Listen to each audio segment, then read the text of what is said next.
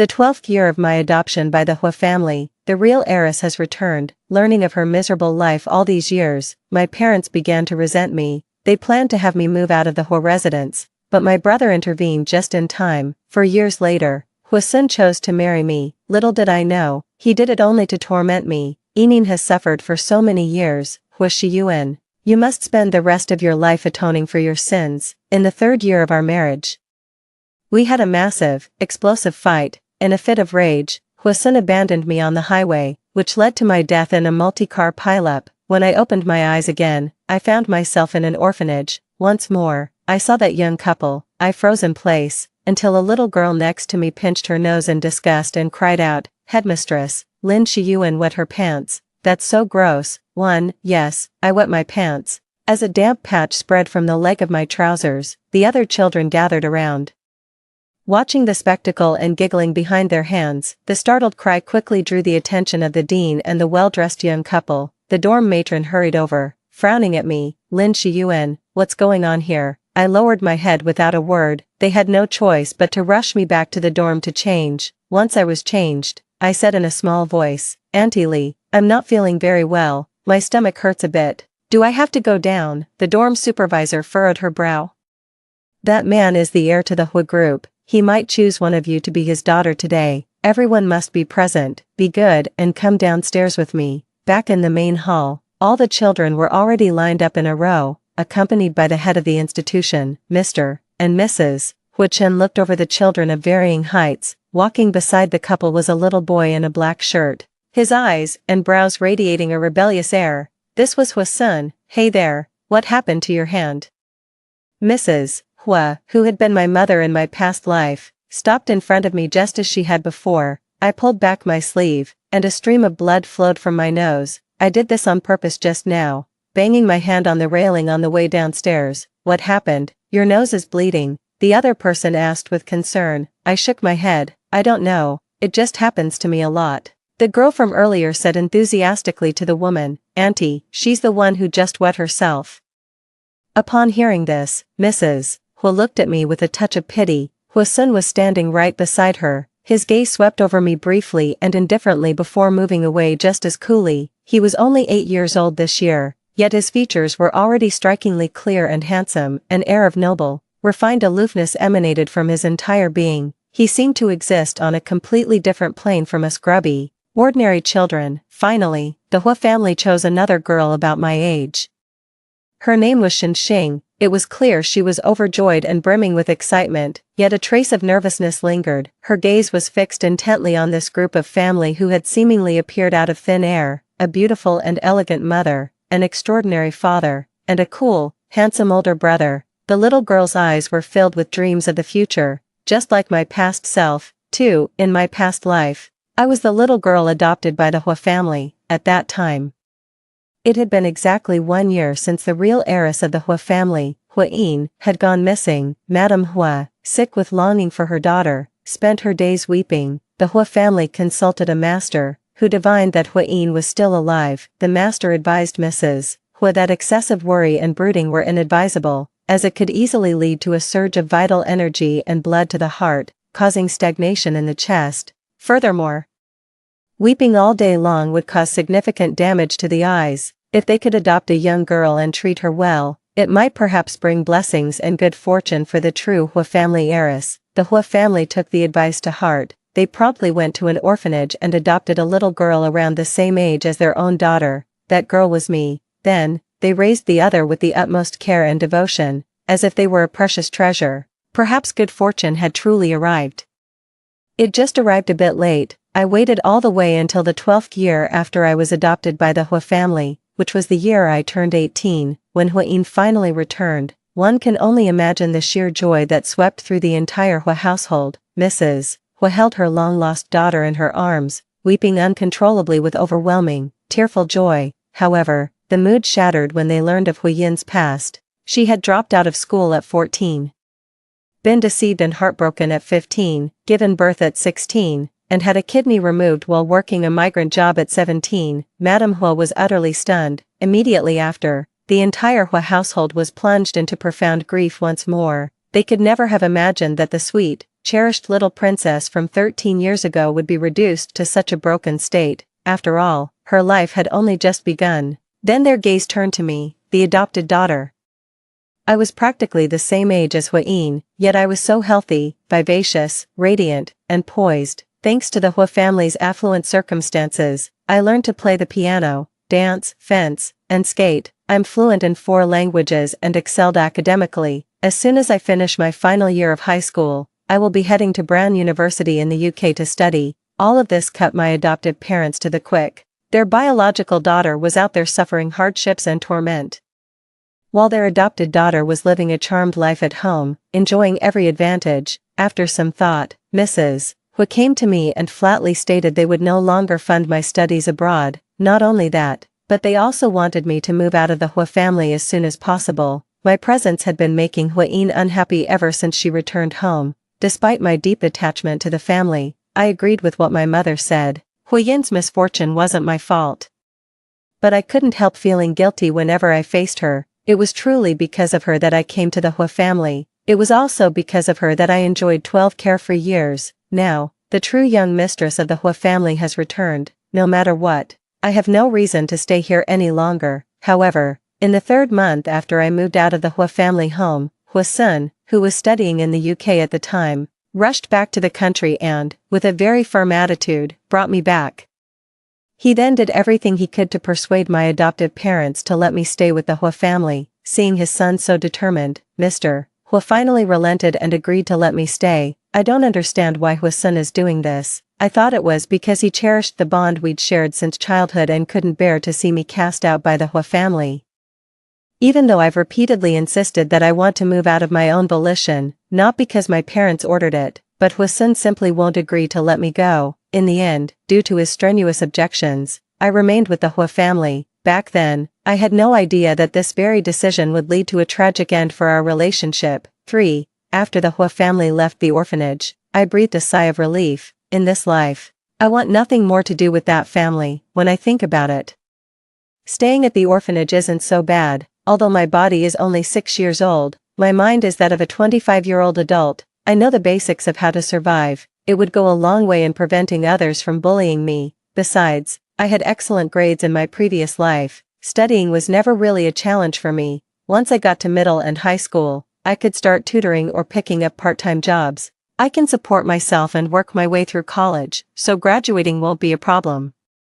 Thinking about it that way, I'm not too worried about the future anymore. I was also prepared to live at the orphanage long term. I just never expected that. 2 weeks later, 3 unexpected visitors would arrive at the orphanage. 4. Early Saturday morning, the dorm matron urgently summoned all the children to gather in the common room. In situations like this, it usually meant a prospective adoptive family was coming. Just as I thought, before long, matron accompanied a young couple into the lounge. A group of children stood ramrod straight. Everyone looked toward the exceptionally attractive couple at the door with eager anticipation. Everyone hopes to be the next lucky one after Xing. Only I was slightly taken aback after getting a clear look at the young couple's faces. What are they doing here? Don't tell me. The next instant, I saw a familiar face, Ji Dongya, 5. My mind went blank for a moment. Memories from my past life came flooding back to me unbidden. Not long after the Hua family adopted me, a few young boys from the neighborhood spotted me while I was out. When they found out I was Hua Sun's new little sister, they were all intrigued. Then they swarmed around me, each one asking if I wanted to come be a sister in their family instead. Ji Dongya was one of them. Naturally, I paid them no mind. The group of boys was quite dismayed. Ji Dongya, in particular, was visibly crestfallen. I heard that as soon as he got home, he pestered his parents relentlessly, insisting that he had to have a little sister too. His parents, worn down by his badgering, had no choice but to go to the orphanage where I used to live, hoping to adopt a little sister for Ji Dongya as well. But for some reason, it didn't work out in the end. Thinking of this now, I see what's going on now. In this life, Ji Dongya must have seen Xing in the neighborhood, so he pestered his parents again and came here to get them to adopt a little sister for him. 6. The Ji family's attempt to adopt me back then didn't work out, so I quietly took my place in the farthest corner. I never would have imagined. I saw Ji Dongya again, just as he was when we were children. In my past life, I wouldn't say I was close to him, however. Since we lived in the same gated community and Ji Dongya was classmates with Hwa-sun, I suppose you could say we were acquainted.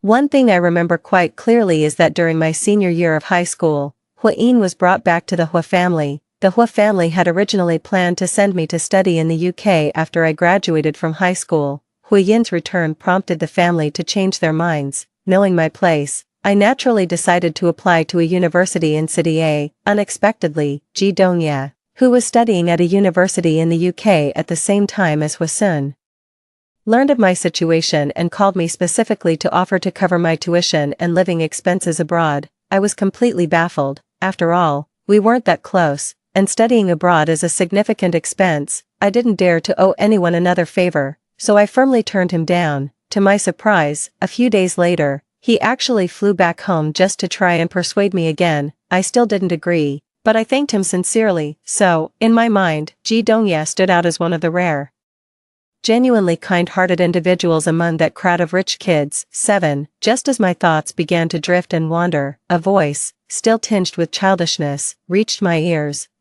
What's your name? I looked up. I stared blankly at the boy before me, with his dashing eyebrows and bright, star-like eyes, who wasn't much taller than I was. After a long moment, Lin Shiyuan, I replied. Ji Dongya's lips curved into a smile, beaming at me. Then, as if he'd stumbled upon a treasure, he called out cheerfully to Madam Ji behind him, "Mom, I want this little sister." 8. What happened next was quite unexpected. I was adopted by the Ji family. As the car pulled into the Villa district, a place I knew all too well, my mind was still in a complete daze. How strange. In my past life, the Ji family did go to the orphanage, but in the end, they really didn't succeed in adopting anyone. Ji Dongya never had a sister, either. Why is there a discrepancy this time?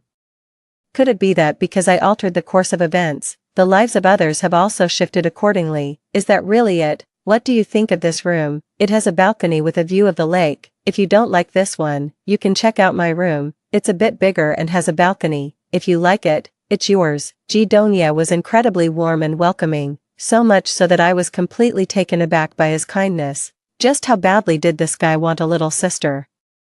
I certainly didn't dare to take over his room, so I quickly said this one was just fine. Are you hungry? I can take you out to get something to eat. There's a night market over there with lots of good food. I shook my head. Ji Dongya wasn't ready to give up. His pair of dark, gleaming eyes darted around thoughtfully. Do you want to play a video game, or maybe work on a puzzle? I can show you how. I never would have imagined. Who would have thought that Ji Dongya was such a chatterbox when he was little? It's hard to refuse such a warm invitation. Just as I was wondering whether I should agree to him, Sherya, let Yuan get some proper rest. She has to adapt to her new school environment tomorrow. Madam Ji walked over and cut him off at just the right moment. Ji Dongya was reluctant to leave, glancing back repeatedly. When he reached the door, he remembered something and said to me, "Get some good rest. I'll come wake you up in the morning." After Ji Dongya left, Mrs. Ji took my hand and led me to the wardrobe, showing me where the towels and pajamas were kept, perhaps worried I couldn't read yet. She then took me to the bathroom to point out which bottle was body wash and which was shampoo. Yuan, from now on, please think of this place as your own home, treat Ji Dongya as your older brother, and think of me and Uncle Ji as your mom and dad. Alright, of course, if you're not comfortable calling us mom and dad, you can just call us Uncle Ji and Auntie Ji. That's perfectly fine too. Perhaps it's because I'm already 25 in my mind. I simply couldn't bring myself to call a woman just a few years older than me mom. For a moment, I was at a loss for words. Madam Ji didn't mind at all. Instead, she crouched down, gently touched my cheek, and smiled. It's perfectly fine if you can't call me that yet.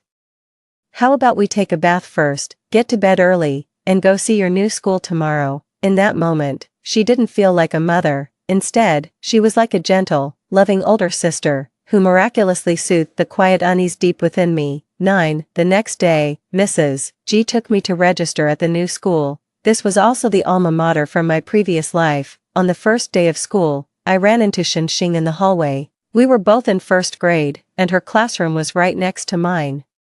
Shenxing was quite surprised to see me. Lin Shiyuan, is that really you? What are you doing here? I had no choice but to tell her that I had been adopted by the Ji family and was now also living at No. 1 mansion. Shenxing was delighted. Really, that's wonderful. Does this mean we can play together from now on? Upon hearing this, I instinctively fell silent and did not answer her right away. After all, at this moment, I really didn't want to have anything to do with the Hua family. Just then, Xing seemed to spot something. Waving with delight, she called out loudly, "Brother." I turned my head, and then, there was Hua Sun, who was only 8 years old. Xing excitedly took a few steps forward, grabbed Hua Sun's sleeve, and was absolutely thrilled. "Oh, by the way, Lin Shiyuan, I've changed my name, I'm Hua Xing now. This is my brother, Hua Sun, you two should get acquainted." Hua Sun looked at me and gave an almost imperceptible nod. It was a stark contrast to Xing's warm and friendly demeanor. It seemed his personality had always been this way. With people he wasn't familiar with, he always maintained an aloof, indifferent, and distant air. In my past life, when I was first adopted by the Hua family, he almost never spoke to me on his own. For a time, I thought he really disliked me. It wasn't until much later, after a long time had passed, that we gradually became familiar with each other. "Brother. This is my friend from the orphanage, Lin Shiyuan. By the way, Lin Shiyuan, have you changed your name?" "Changed my name?" I paused for a moment, then shook my head. "Not yet. In my past life, after being adopted by the Hua family, I did change my name. It was Hua Shiyuan. That name stayed with me until I was 18. That was until Hua Yin returned to the Hua family. Upon hearing my name was Hua Shiyuan and that I called Mr. and Mrs. Hua Mom and Dad, Hua Yin flew into a rage.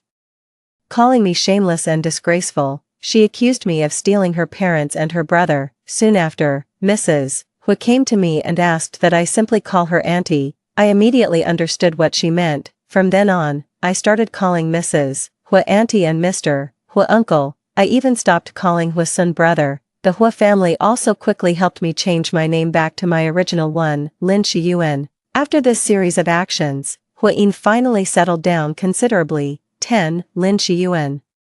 What's the surname of the family that adopted you? Maybe my brother knows them. Could I come over to your place to play sometime? Xing. Oh, wait, that's not right. Hua Xing was still chattering away over there. To be honest, I'm starting to feel like leaving. This girl has a rather blunt and straightforward personality. She hasn't caught on yet that Hua Sun and I have absolutely no interest in socializing with each other. Are we that close? Why should I let you come over to my house? A somewhat cold child's voice cut in. I turned to look in the direction of the voice. It's Ji Dongya. Hua Xing looked a bit stunned to see someone suddenly appear beside me. "And this is?" she asked instinctively. I paused for a moment before replying. "This is my brother, Ji Dongya." Hua Xing's eyes widened instantly, staring straight at him. "What are you doing here?" Ji Dongya was asking me. "I wasn't doing anything," I whispered. "Don't just chat with strangers, you don't even know them. Come on. I'll walk you back to the classroom." Hua Xing was, after all, just a young girl, and she looked rather embarrassed. Hua Sun glanced at Ji Dongya but remained silent the entire time. "Back to the classroom. Is anyone in class bullying you? If so, tell me," Ji Dongya said to me earnestly. Despite his youthful, almost childlike face, his words carried a weight and seriousness beyond his years. I couldn't help but smile. Even though my body is that of a 6-year-old child, my mind is that of a 25-year-old adult. Looking around the entire elementary school, there probably aren't many who could push me around. Nevertheless, I obediently agreed to Ji Dongya's request. "Okay, 11. And just like that, I was adopted by the Ji family. Mrs. Ji didn't ask me to change my name. Instead, she told me, Lin Shiyuan actually sounds a bit nicer than Ji Shiyuan. There's no need to change it." Perhaps sensing my hesitation and timidity, she even suggested I call her Auntie Ji and refer to Ji Dongya's father as Uncle Ji. Deep down, I knew the main reason the Ji family adopted me was largely to fulfill Ji Dongya's wish for a little sister. Sometimes I find it truly unbelievable. I can't believe some parents would spoil their child to this extent. To give their son a playmate, they went and adopted a daughter from an orphanage, just as I thought. The more affluent the family, the less its children lack for love. I stopped dwelling on why the Ji family's choices in this life differed from my last. Instead, I chalked it up to the butterfly effect. I didn't want to be adopted by the Hua family. The Hua family was determined to adopt a little girl. Just as I expected, if they didn't adopt me, they would adopt another girl. In her past life, Hua Yin's fate was, in a way, sealed. As for this life, 12. Not long after I was adopted by the G family, a major incident occurred at the No. 1 mansion. The little girl from the Hua family, who was abducted by her nanny and had been missing for nearly a year, has been found. It's true, Hua-in is back, the whole neighborhood is buzzing. The Hua family was absolutely over the moon with joy. I heard that Mrs. Hua not only made a hefty donation to that fortune teller from before, she's also throwing a 3-day-long party at the villa to celebrate. Auntie G received an invitation to the party as well. When you live in the same gated community and a neighbor has a major celebration, it's only right and proper to offer your congratulations. Aunt G asked me and G Donya if we were going. Thinking back to my past life, my relationship with Hua-in was never really that great. Ever since I married Hua-sun, she's practically treated me like an enemy.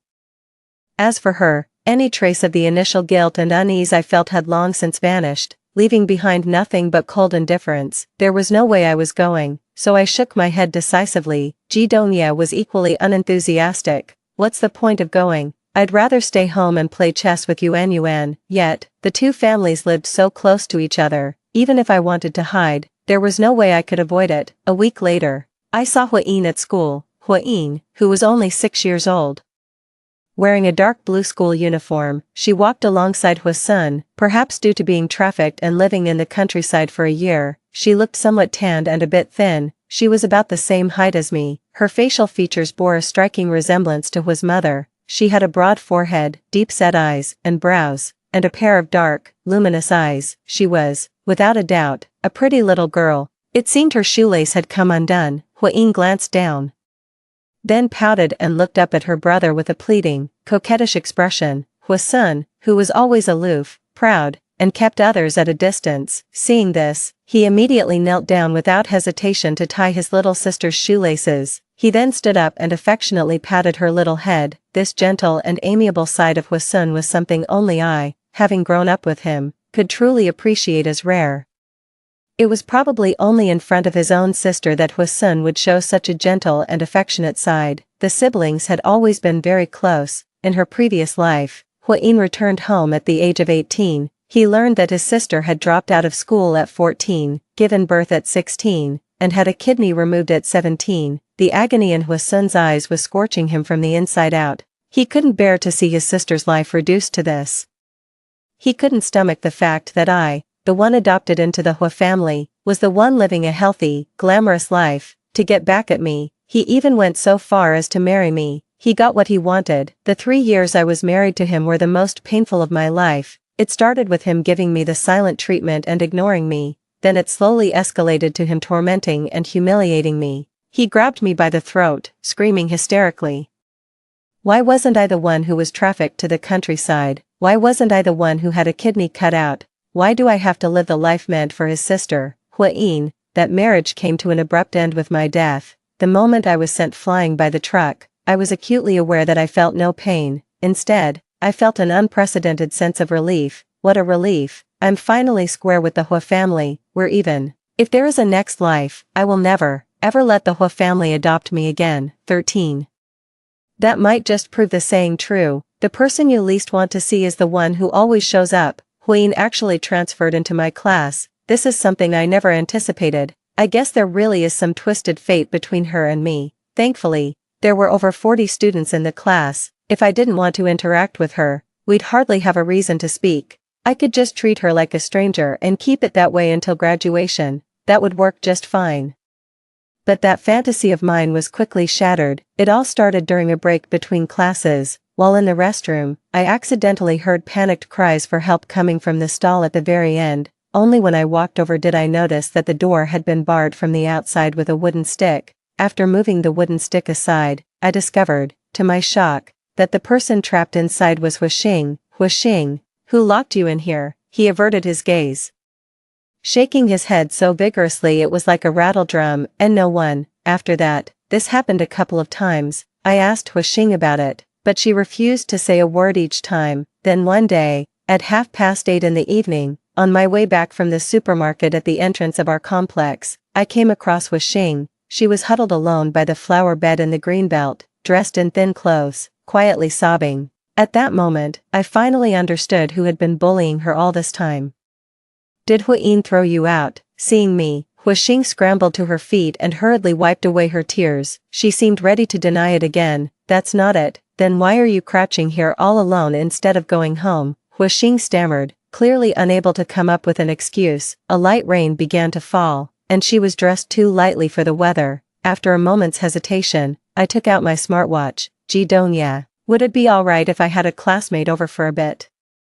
There was a slight pause on the other end. Where are you? 5 minutes later, Jidonya came out with an umbrella to meet me. Huixing followed us timidly to the Ji residence. Upon learning she hadn't had dinner, Jidonya asked Auntie Jean to make her a bowl of noodles. Did Huyin throw you out? I asked Huixing again. This time, she didn't deny it, just lowered her head in silence. As I got closer, I noticed the marks on her wrist where she'd been grabbed. Did you two get into a fight?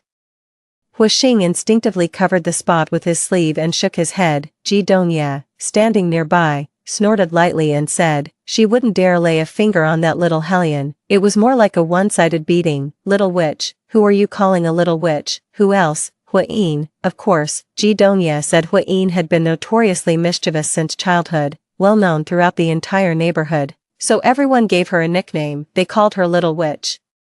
Seeing my disbelief, Jidonya then showed me a faint scar on his forehead. He said it was the winter before last, when he had a snowball fight with a few kids from the neighborhood. A snowball accidentally hit Huyin on the shoulder. Even though everyone was bundled up in thick down jackets, it couldn't have hurt that much. But that little girl flew into a rage. She grabbed a sharp rock and charged at him like a leopard, whacking him right on the head. I stood frozen in place. In my previous life, Huyin was brought back to the Hua family. Her temperament was extreme and perverse, and she frequently threw tantrums at home. Mrs. Hua would often weep in front of me, reminiscing about how sweet and obedient Huyin was as a child. If she had grown up properly in the Hua family, she would have been the most sensible and accomplished young woman. However, the Huyin described by Jidonya seemed like a completely different person from the soft, sweet, and lovely little girl Mrs. Hua spoke of. Was that all just a mother's biased perspective? Huixing finished his noodles. I comforted her for a little while longer. The doorbell suddenly rang. Uncle Ji isn't home lately. He's gone abroad for business negotiations. Aunt Ji went to a close friend's full moon banquet today and said she'd be back late. Naturally, I assumed it was Aunt Ji coming back, but when I opened the door, I was met with an unexpected face. The corners of my mouth abruptly turned down. Excuse me, Huixing. Perhaps it was my expression, which had suddenly turned icy. Huixing's words also came to an abrupt halt. He looked at me with confusion. We locked eyes for a few seconds. Realizing I was being a bit rude, my expression softened and I stepped aside. Huixing, your brother is here. Hearing this, Huixing quickly scrambled to her feet and scurried over, calling out in a pitiful, aggrieved tone, brother. Huixing looked at her and let out a soft sigh. I've already scolded Huyin. Don't be angry. Come on, let's go back with me. Huixing sniffled and obediently followed behind. After a couple of steps, he remembered something, turned around, and gave me a wave. Shiyuan, thank you for tonight. I'm heading home now. I was just about to close the door. My gaze met Huixing's. He was looking right at me, his eyes filled with scrutiny and appraisal. Bang, I shut the door without a moment's hesitation. 14. I'm starting to wonder if I made a mistake. That's right, the reason Huyin was able to return to the Hua family so quickly is because I once sent an anonymous text message to her father. In her past life, the news even covered the story when Huyin was brought back to the Hua family. The remote mountain village where she was trafficked to was notoriously known as a hub for human traffickers. It said that several female university students were trafficked there and forced to bear children. Although my interactions with Huyin in that past life were far from pleasant, but if a simple effort on my part could change the lives of those girls, I would do it without hesitation. I just never expected that my action would alter Huixing's life. Originally, she should have grown up safely in the Hua family until 18, just like I did in my past life, but now, with Huyin's early return, her situation was bound to become much more difficult. 15. My hunch was correct. After that day, Huixing would periodically be kicked out of the house by Huyin. Several times, even as late as 9:30, I'd still see her sitting all alone by the flower bed. Sometimes, it was Huixing who came out to find her. Other times, it was me who took her back to the Ji family home, and after I had helped Huixing a few times, Huyin had also successfully turned her sights on me. On yet another rainy evening, I found Huixing shivering on a bench. I had no choice but to drag her back with me. Unexpectedly, we were spotted by Huiyin, who appeared out of nowhere. She glared at Huixing, her young face a mask of fury. So that's it. I was wondering how you always got off scot-free. You had help all along. I stared at her coldly. It's raining, can't you see? So what? She ruined my painting. She deserves to be punished. Huixing shook his head frantically. I didn't break it. You're the one who tore it. So what? If I say you broke it, then you broke it. Huiyin's face was a picture of petulance, her spoiled young mistress attitude on full display. Her eyes swept over me, sizing me up twice. I heard you two came from the same orphanage. Figures. You both give off the same stench. With that, she theatrically fanned her nose in disgust. Once again, I recalled the adjective Mrs. Hui used to describe Huiyin as a child, soft and squishy, sweet and adorable. Well, that's an eye-opener. Talk about seeing your child through rose-colored glasses. I don't cut her any slack at all. I heard you were trafficked to the countryside for a year. Took quite a beating, didn't you? Don't tell me you were living in a cowshed. I can smell it on you from a mile away. Huiyin's expression changed instantly, and she practically jumped to her feet. What did you just say? Didn't you hear it? Her face twisted with rage, and she lunged forward, slapping me hard across the face. This time, I had finally experienced the fiery temper of this little hellion. Likewise, it's about time she got a taste of my temper. Smack. With a blank expression, I raised my hand and struck back without a moment's hesitation. The blow left Huiyin utterly stunned. This young lady must have been used to throwing her weight around in the Hua family. No one had ever dared to treat her this way. It took her several seconds to process the fact that she had just been slapped. Her eyes widened in utter shock. You dare hit me? Why wouldn't I dare? Ah! Huiyin flew into a rage, shrieking at the top of her lungs. Then, the two of us just started grappling with each other. It scared the living daylights out of Huixing, who was standing nearby. Even though I'm not great at fighting, I did come back from a rebirth. After all, I know a girl's weak spots. I yanked Huiyin's hair with all my might, and she held in pain. After just a few exchanges, she was already on the back foot. Huiyin was seething with rage, but she couldn't beat me and refused to admit defeat. After scrambling to her feet, she shot me a venomous glare. He called Huisun on his smartwatch. Brother, get over here, right now, immediately. I got up from the ground as well and gave her a cold, mocking smile. So what if she's calling for backup? Who doesn't have an older brother? Then, I gave Ji Donya a call as well. 5 minutes later, Ji Donya and Huisun arrived at the same time, taking in my and Huiyin's hair, which was as messy as a bird's nest, and the terrified Huixing standing off to the side. For a moment, I couldn't process what had just happened. Brother. Seeing her backup had arrived, Huiyin ran to Huisun's side. Her voice choked with tears. Lin Shiyuan hit me. You have to get back at her for me. I'm going to make her pay for this today. The two of them finally realized what was going on. Ji Donya's expression changed dramatically upon hearing her words. With a grave look, he checked me over from head to toe. Only after confirming I wasn't bleeding anywhere and had no lumps on my head did he turn and say coldly, Huiyin, are you out of your mind? If you're sick, go to a hospital. Don't make a scene here. Huiyin was so furious at Ji Donya's insult that her face contorted with rage. You're the one who's sick. Your whole family is sick. She hit me first. Ji Donya snorted. So what if she hit you first? I don't believe for a second that Yuan would lay a hand on you without a good reason. If you hadn't been bullying Huixing every single day, driving him out with nowhere to go, do you think Yuan would have come at you? Don't get too full of yourself. Watch out. Or you might just get kidnapped again one of these days. Huisun had heard enough. He snapped coldly. Ji Donya, watch your mouth. Watch my mouth. Why don't you talk about how out of line your sister is, always kicking people out? If that's the case, you shouldn't have taken her in to begin with. Huisun didn't say anything more and instead gave Huiyin's sleeve a tug. It's starting to rain. Let's get back. Huiyin couldn't believe her brother was just dismissing her like that, telling her to go home. No, I won't. Why should I leave? Lin Shiyuan just hit me. Go on, hit her back for me. Huisun frowned. A flicker of displeasure finally crossed his brow at his own sister's unreasonable behavior. Since you're not coming, Huixing and I are leaving. Seeing that the two of them had actually left, Huiyin stamped her feet in frustration, as if she wanted to shatter the floor tiles.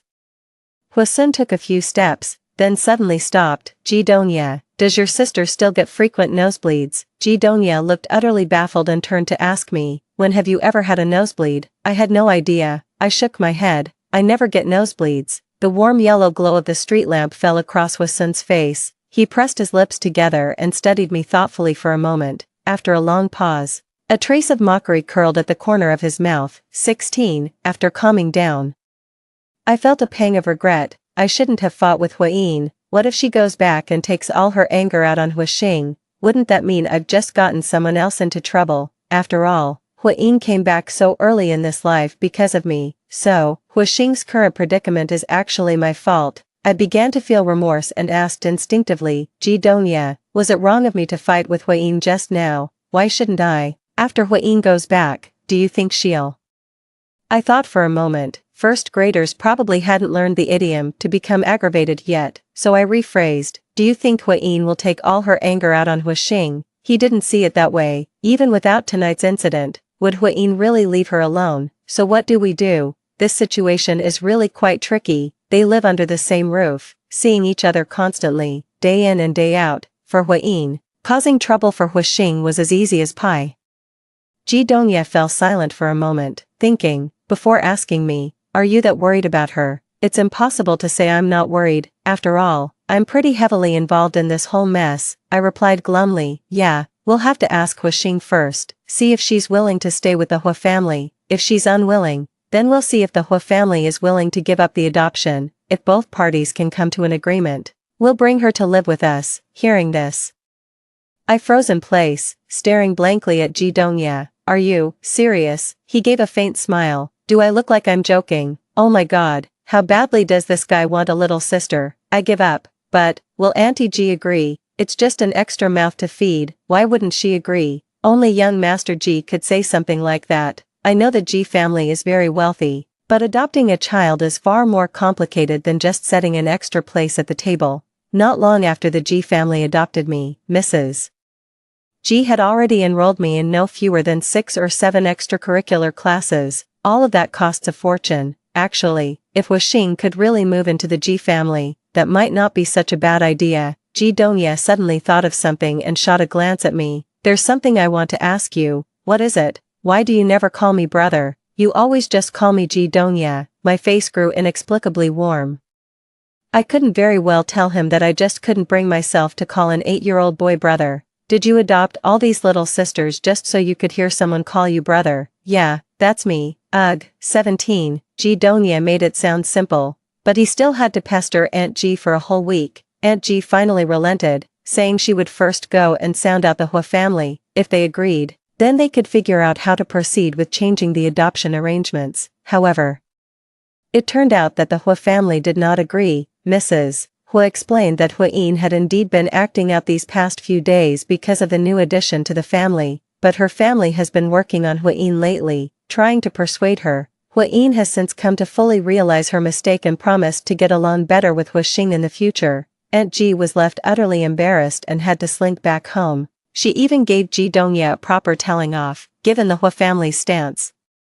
It's clear this matter is impossible. All I could tell Hwa-shing was that if Hwa-in ever bullied her again, she should come find me at the Ji residence. Perhaps Hwa-in heeded her family's advice. After that, I rarely saw Hwa-shing being thrown out of the house again. 18. Logically speaking, repeating elementary school should have felt incredibly boring. Strangely enough, I didn't find it dull at all. On the contrary, I thoroughly enjoyed that simple, monotonous, and cozy life, because I know time flies, swift as a fleeting white horse. A human life is, in truth, remarkably brief. Every single day, every single moment, should be fully savored, and that's exactly how it was. In the blink of an eye, I was in high school. Compared to elementary and middle school, high school life was noticeably busier, but all in all, I handled it with ease. Tisk tsk, you read novels nonstop every day, yet you still aced the midterms and came in first in the grade. You're just too good, you academic weapon.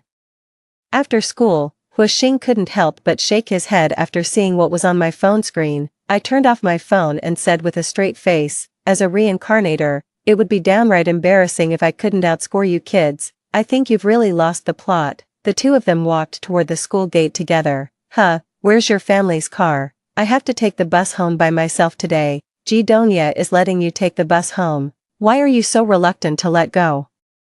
Isn't he the one who's always afraid you'll run into some creep on the bus or subway, and never lets you go home alone? Donya is in the neighboring city for a physics competition these past couple of days, and driver Chen's family had a bereavement, so he's gone back to his hometown. Huixing let out a quiet, "Oh, no wonder, high school always lets out late anyway." By the time I got back to No. 1 Mansion, it was already completely dark outside.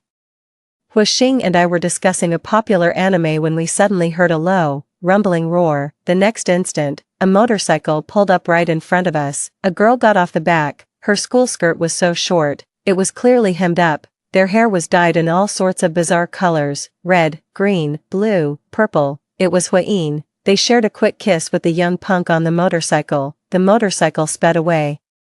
Huiying pulled a black wig from her backpack and covered her brightly colored hair with it. She then took off her school uniform blazer, tied it around her waist to cover her bare thighs. Spotting me and Huixing, Huiying shot us a glare. "If you dare tell my mom, you're dead." She was saying that to Huixing.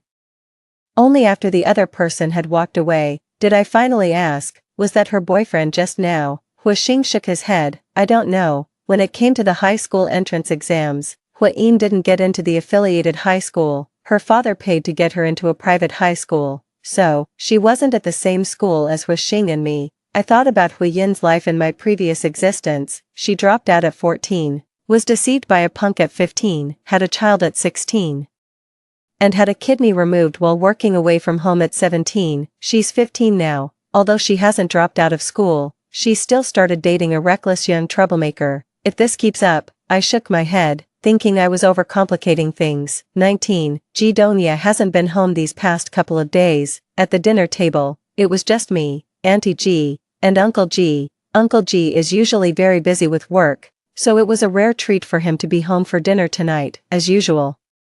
He asked about my recent studies and my midterm exam results. Auntie G never cared about my grades. Her only concern was whether I had enough spending money, and she promptly transferred a large sum to me. After dinner, I got a call from Huixing. She said she'd come over to my place in a bit to do homework together. 5 minutes later, she called again to say she couldn't make it. Huiying asked her to bring a coat. What kind of coat? A down jacket.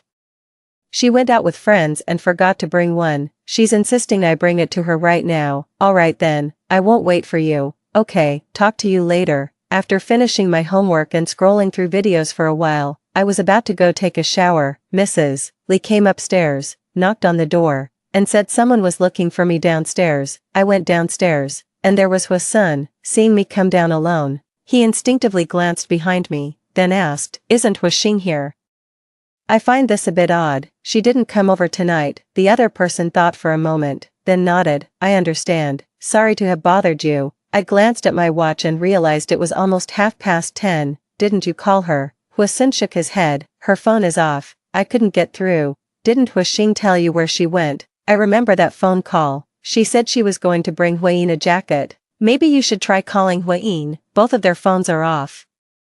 The situation is a bit off. I racked my brain and finally remembered the address Huixing had mentioned on the phone. Queen's Bar. "I'll go with you." 20. Having lived 2 lives. This was my first time in such a deafeningly loud and surreal place. I had no idea Queen's Bar was this huge. Not only was there a main hall and booths, but there were private rooms on every floor, from the first to the third. I had no choice but to search room by room with Huixing. When we finally found Huiying, she was shaking dice with a group of guys, a small green beer bottle in her hand. She was wearing a very sexy dress that seemed a bit too mature for her age. I didn't care about her. I only cared about Huixing. Soon enough, I saw Huixing. She had collapsed on the nearby sofa, deep in a slumber that seemed more like unconsciousness. What was worse, her school uniform had been unbuttoned, revealing the undershirt beneath. A boy with bleached blonde hair was sitting beside her, his hand groping inside her bra. My mind went blank with a sudden, deafening buzz. All the blood in my body rushed to my head in an instant. Without a second thought, I grabbed a bottle of liquor from the coffee table and charged forward. Thwack! I smashed the bottle over the blonde guy's head. He stared at me with a look of utter bewilderment. Then, a stream of dark red blood trickled down his forehead. The entire private room fell silent at that very moment. After a brief moment of stunned silence, the guy with the dyed hair wiped the blood from his face. "Shit, you dare hit me, you've got a death wish." Enraged, he lunged at me, only to get punched in the face again. Hwasun threw the punch, the private room erupted into chaos. Hwasun had trained in Taekwondo and was no pushover in a fight, but they had him outnumbered, swarming him all at once. He was quickly overwhelmed. As I helped Hwashing straighten her clothes, I discovered the back clasp of her bra had already been undone. A wave of fury surged through my chest once more. I grabbed another bottle of liquor and scanned the room for that bleach-blonde guy. Once I spotted my target, I walked over and cracked the bottle over his head again. Bang! After a dull thud, the blondie's body swayed a couple of times. Clutching his head, he glared at me with eyes wide in fury. "Fuck you, I'm gonna kill you." Just as he was about to settle the score with me again, my body lunged forward uncontrollably. Then I crashed heavily to the ground. It felt like I'd been kicked hard. I looked up. He really had been kicked, and the one who kicked him was Ji Dongya. When did he get here? The punk, knocked to the ground, was seething with even greater rage and fury. "Fuck you, you little bitch, I'm gonna have you today, no matter what." Ji Dongya walked over, planted a foot on the guy's head, and looked down at him with the chilling presence of death itself. His gaze was icy, his words sharp as splintered glass. "If you don't watch your filthy mouth, I'll rip it off for you." The blonde-haired man immediately fell silent at those words. 21. An hour later, everyone was giving their statements at the police station. Considering that Ji Dongya, Hwasun, and I were still students, the police let us off with a verbal warning, but those thugs didn't get off so easily. Hwashing was only 15 years old. They forced me to drink and then sexually assaulted me. Hwasun immediately summoned the Hwa family lawyer. His goal was simple: to put those punks behind bars, especially that guy with the bleached hair. Hwa-in still seemed to want to plead for that group of people. "Brother, they're all my friends, can we just let it go?" "Enough." Hwasun spat out the two words angrily. 2 lifetimes now. This was the first time I'd ever seen Hwasun speak to his own sister with such a bone-chilling coldness. "Hwa-in, don't make me slap you in a place like this." Hwa-in stared at him in disbelief. As if brimming with grievances she had nowhere to voice. "What's it got to do with me? I didn't force her to drink. She's just stupid and can't hold her liquor. One drink and she's out cold. That's not my problem." It suddenly dawned on me. Someone like Hwa-in is a hopelessly rotten seed. No matter what environment she grew up in, she lacks even the most basic empathy you'd expect from a woman. She could stand by and watch her own childhood friend be humiliated, showing not a flicker of concern. Instead, she just sat there grinning and drinking with the others. It's truly chilling to imagine how cold-blooded a person like that must be at their core. Ji Dongya let out a cold, disdainful snort from the side. Hwashing had the worst luck in the world to be adopted by your Hwa family. If she ever wakes up, she'll be filled with nothing but regret, knowing what she knows now. She'd have been better off growing up in the orphanage. Hwasun's face turned pale, but he couldn't utter a single word in rebuttal. Hwa-in was hopping mad on the sidelines. "Ji Dongya, what are you implying? Our Hwa family has provided her with food and clothing. In what way have we wronged her?" "So providing food and clothing makes you a saint. How do you intend to compensate Hwashing for the humiliation she suffered tonight?" "Why should I pay a damn thing? How do you know it was an insult? For all you know, she might have enjoyed it." The words were barely out of her mouth. My gaze, along with Ji Dongya's and Hwasun's, snapped to her face in unison. None of us could believe Hwa-in had actually said something like that. What kind of malice must one harbor to say something like that to a 15-year-old girl? She saw the three of us glaring at her with cold hostility. Hwa-yin's defiant air diminished somewhat, but she still refused to back down. "Why are you all looking at me? I'm just telling the truth." Ji Dongya pondered for a moment, then turned to look at me. "Shiyuan, I want you to always keep at least 5 meters away from Hwa-in from now on. Have nothing to do with her, so you don't get stabbed in the back later." "That's hilarious, Ji Dongya, you treat your sister like a treasure, but to me, she's not worth a damn. 5 meters, I can't even be bothered to talk to her." Not wanting to argue with her any further, Ji Dongya grabbed my hand and led me away. "It's getting late, let's head back." 22. Hwashing regained consciousness the next day. Regarding the events of the previous night, even if I didn't say anything, the police would still question her. After giving her statement to the police, Hwashing fell into a deep silence that lasted for days. After getting Aunt Ji's permission, I asked Hwashing if she would like to stay at the Ji residence for a while. She agreed without a second thought. The Ji family home was spacious, with plenty of rooms. Ever since Hwashing moved in, her mood has noticeably improved. Not long after the bar incident, Huiyin's mother apologized to her on Huiyin's behalf, but this time, Huixing had no intention of forgiving her, so, this time, she and Huiyin have completely cut ties. Saturday night, I was about to go for a night run when I ran into Huisun by the iron fence. I didn't want to acknowledge him at first, but he called out to me. Huisun handed me a stack of cash. Could you please give Huixing her allowance for this month? Seeing that I remained silent, he added by way of explanation. I tried to transfer the money to her before, but she didn't accept it. I'd appreciate your help, I scoffed lightly. Do you really think Huixing would be without an allowance, living with the Ji family? Huisun was taken aback and fell silent for a moment. She still bears the Hua name, you know she's a Hua, but it's a shame your sister only treats her like a Japanese to torment. With that, I made to leave. Huiyin is Huiyin, and I am me, Lin Shiyuan. You seem to really dislike me. Is there anything about you worth liking? What exactly did I do to upset you? You must have crossed me in a past life. Huisun let out a bitter, incredulous laugh. You don't like a brother like me, you prefer a brother like Ji Dongya. That's why you'd rather be adopted by the Ji family than by the Hua family, right? Looking at it now, it proves I made a very wise choice back then, doesn't it? Huisun was left speechless by my retort. As the two of them stood in a tense standoff, Ji Dongya had already come out of the house.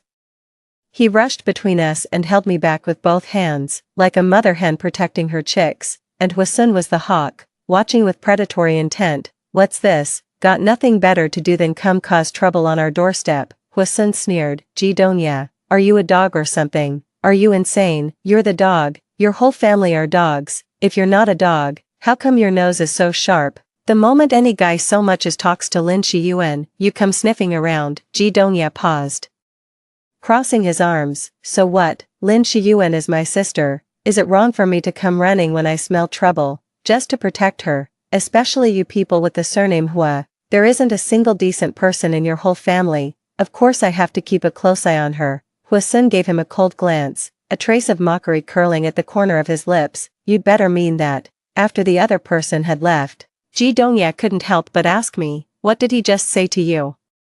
I shook my head. It's nothing. He asked me to bring some money to Huixing, who wants his measly little handouts. Anyway, where are you going so late? Going for a night run. A night run? I'll join you. Wait for me while I change my shoes. No, it's fine, of course you should. It's so late. What if you run into some creep? Alright, fine. 23. After driver Chen's elderly mother passed away, his father's health took a turn for the worse.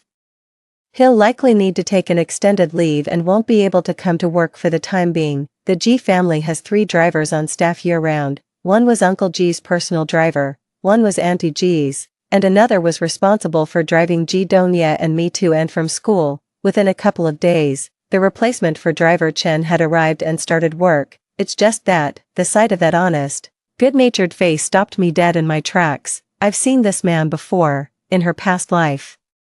Huiyin was taken back by the Hua family. My very presence seemed to make her fly into a rage at home almost every day. Mrs. Hua had no choice but to ask me to move out of the Hua residence. When I left, Mrs. Hua transferred me a sum of money, enough to cover my rent for the entire final year of high school. However, I had barely stepped out of the residential complex when Huiyin intercepted me. She looked at me with utter contempt. Hua Shiyuan, have you no shame at all? Our family raised you all these years, and you have the nerve to take my mother's money. If I were you, I wouldn't take it even if I had to sell myself on the streets. Have some decency and give my mother's money back right now. Huiyin gave me a real tongue lashing. Then, she snatched my phone and forcibly transferred every last cent from it. Late at night, I wandered the streets aimlessly, pushing my suitcase, just as I was agonizing over whether to call a classmate to borrow some money. A well-dressed man in a luxury car pulled up in front of me. After asking a couple of questions, he handed me 50,000 yuan and then drove off without a second thought. I was completely stunned. Fortunately, the man had left me his phone number. 3 months later, I was taken back to the Hua family by Huisun. I had intended to return the money to that man as soon as possible. But he told me over the phone that it wasn't necessary. After that, he never answered my calls again. For a while, I even thought I had been blessed by some kind of lucky charm. So, this man actually works for the Ji family. Could it be that the money in my past life came from the Ji family? But in my past life, I wasn't even close with the Ji family. To this day, I still don't understand why Ji Donya from my past life sponsored my studies in the UK, after I turned him down. He even flew all the way back from the UK just to try and talk me into it. Of course, I used to wonder, did he have feelings for me? But that just seemed too incredible to be true. Frankly, I've never really known him well, not since we were kids. To me, Ji Donya's identity can be summed up in just 2 points. 1. He's Hwasun's classmate. 2. He lives in the same residential complex. Besides, Ji Donya doesn't seem like the type, how should I put it? The kind of guy who falls in love at first sight and then loves a woman with unwavering, wholehearted, and profound devotion. Anyway, he's definitely not the type to believe in pure, idealized love. As the only son of the Ji family, he was wealthy, with dashingly handsome features, tall, and an overseas student to boot. He had so many perfect qualities he could have been the male lead in a romance novel. In my past life, I married Hwasun. Ji Donya happened to be in the country, and he came to my wedding with a few childhood friends. Hwasun took a liking to him right away. She even pestered him relentlessly for quite some time. Only when she saw that Ji Donya was completely uninterested did she finally give up. Would someone like Ji Donya ever fall for someone like me, who's barely exchanged a few words with him our whole lives? This isn't a novel, how could that be? So, I quickly dismissed that idea afterward. Right, anyway, I was genuinely happy to see the driver again. His surname is Wu, and he's not from around here. I heard his hometown is in the neighboring province. Perhaps it stems from a connection we had in a past life. I felt an unusual sense of familiarity with him. 24. Soon enough, my first year of high school with Hwasun came to an end. Meanwhile, Ji Donya was facing his college entrance exams. Unlike in his previous life, this time around, he did not go to the UK to study business administration. Instead, he chose to study finance at a top-tier domestic 985 university. As fate would have it, that was the very same university I had attended in my previous life. Hwasun's life path remained unchanged. He still went to that same British university from his past life. The only difference was that this time, Hwasun went abroad with him. I heard the Hwa family has already arranged a place at a boarding school in the UK. She could start as soon as she arrives. Mrs. Hwa asked Hwasun for her opinion on whether she wanted to study in the UK. Hwasun declined. The Hwa family didn't press the matter any further. 2 years later, Hwasun and I graduated from high school. I chose my alma mater from my previous life, but I picked a different major, software engineering. So, Ji Donya and I became proper alumni. Hwasun's university was in the same city as ours, not far away at all. When I was a sophomore, Ji Donya started his internship at G Corporation. By the time I was a senior and looking for an internship myself, he was already a product manager. As the saying goes, it's easier to get ahead when you have connections on the inside. So, I naturally ended up at G Corporation, and even landed in Ji Donya's department. I've latched onto him for good. The job is easy, the pay is decent, there's hardly any overtime, and I even get to ride in Ji Donya's G-Wagon to work every day. Hwasun was green with envy, driven by a noble childhood dream. She enrolled in a combined master's and doctoral program in clinical medicine. Every day is an endless cycle of books to read, exams to take, and experiments to run, not to mention the frequent bus rides to the hospital that feel like a prison sentence. Life was so tough for her that she'd call me every night just to vent and pour her heart out. She said she really missed us and wanted to come back to be with everyone. She even joked about just finding some cushy job at the G Corporation to coast along. If the sky falls, Ji Donya will be there to hold it up for her. Perfect. When you're back, we can play mahjong with Ji Donya and Auntie Ji. You've learned how to play mahjong, I said with a laugh. Yeah, I've been playing with Driver Wu and Uncle Zhang every day lately, and I've even won a fair bit of money. They say beginners have all the luck. Ugh. I'm studying until my head spins every day. And you're off having a grand old time behind my back. That's just not fair. How about I share some of my winnings with you? Getting money without having to lift a finger sounds pretty good, right? Do I care about the money? What I care about is why you get to play mahjong and I don't. You sure you don't want it? Alright then. Ji Donya actually asked me today if you had enough for living expenses, and said he could send you some if you needed it. I haven't even spent all the pocket money Aunt G sent me last time. Don't worry, I'll definitely ask him if I run short. Later on, Hwasun called me less and less frequently. I just thought she was getting busier and busier. Then one weekend, she said she was bringing someone home for dinner. To our astonishment, we discovered the girl was actually dating someone. It was a senior from her department. Just 1 year ahead of her. He's tall and incredibly handsome. Kind of like On Hyo-seop from the Korean drama DR, romantic. I couldn't believe my eyes the first moment I saw him. Do they really make guys in medical school who look like that? Huixing nodded in confirmation. Yes, I had to pull out all the stops to land him. You lucky girl, you've got great taste. Are there any more guys like that at your school? Hook your big sister up. You, no way, I wouldn't dare. What's that supposed to mean? I'm afraid I'll get beaten up. Are you crazy?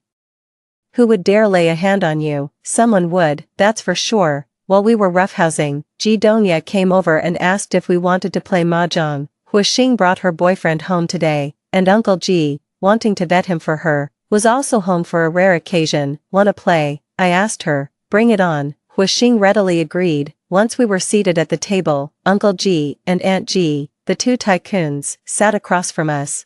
Huixing and I sat opposite them. Huixing's boyfriend, Lu Xingxin, and Ji Donya stood behind the two of us, acting as our strategists. I've been on a lucky streak lately. I haven't lost a single game of cards with Driver Wu and Uncle Zhang, but for some reason, today was different. I'd been at the table for nearly half an hour and haven't won a single hand. I drew a 5 of circles on the last tile. I want to declare a Kong. After all, fortune favors the bold. Who knows, I might even get a Kong on a Kong. Ji Donya coughed several times behind me. I thought he had a cold and didn't pay it any mind, but then, with one wrong discard, both Uncle Ji and Auntie Ji snatched the winning tile, and my losses were devastating. Huixing was laughing his head off. Ji Donya was practically coughing his lungs out right behind you. You didn't notice, so who's to blame? I was utterly speechless. That was way too subtle of a hint. How was I supposed to know what you meant? You could have just nudged me. Ji Donya put a hand to his forehead, not knowing whether to laugh or cry. Miss, are my hints still not obvious enough? I was this close to grabbing your hand to tell you to stop arguing. Aunt Ji glanced at her son and shook her head. They really weren't obvious enough. Yuan's been losing all night. I don't know what kind of strategy you, her military advisor, have been directing. Hearing this, Uncle Ji chimed in. Son, your mahjong skills could use some work. Ji Donya humbly accepted the criticism from the two elders, picked up his phone, and tapped a few times. 3 seconds later, my phone chimed with a transfer notification, a transfer from young Master Ji, for 200,000. Alright, my bad on the call, little Lin Shiyuan, tonight's on me. You keep the winnings, I'll cover the losses. Deal. To be honest, I only lost a few thousand in total. This sudden windfall is actually making me feel a bit awkward.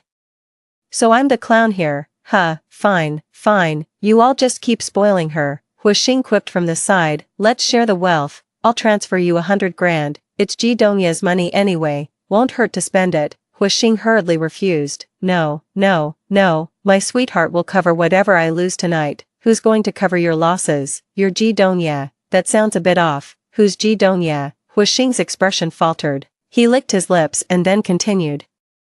That's your family's Ji Donya. My surname is Hua. I'm not one of yours. Remember, unbelievable. 25. 2 days later, Huixing came back again, saying he needed to make a trip to the Hua family home. What are you going there for? My brother's back. Huasun, it came back to me. In my past life, he had returned around the time of my graduation. 2. Not long after I returned to the country, Huasun proposed to me. I was completely stunned at the time. Once I processed it, I naturally refused without a second thought. Ever since we were kids, I've always thought of Huasun as my own brother. I could never bring myself to marry my own brother. To my surprise, the entire Hua family began trying to persuade me. Mr. Hua said that Huasun and I grew up together, knowing each other inside and out. Getting married would also spare us the complications of an arranged match. Mrs. Hua appealed to my emotions and reasoned with me. It seems our mother-daughter bond was destined in this lifetime. Perhaps it's for the best. I truly wouldn't feel at ease if you married into another family. Huayin said to me coldly. Our family has raised you for so long, and now that you've graduated from university, you think you can just walk away without a second thought. How can you be so ungrateful? In the end, I couldn't withstand the pressure from the Hua family and had no choice but to marry Huasun.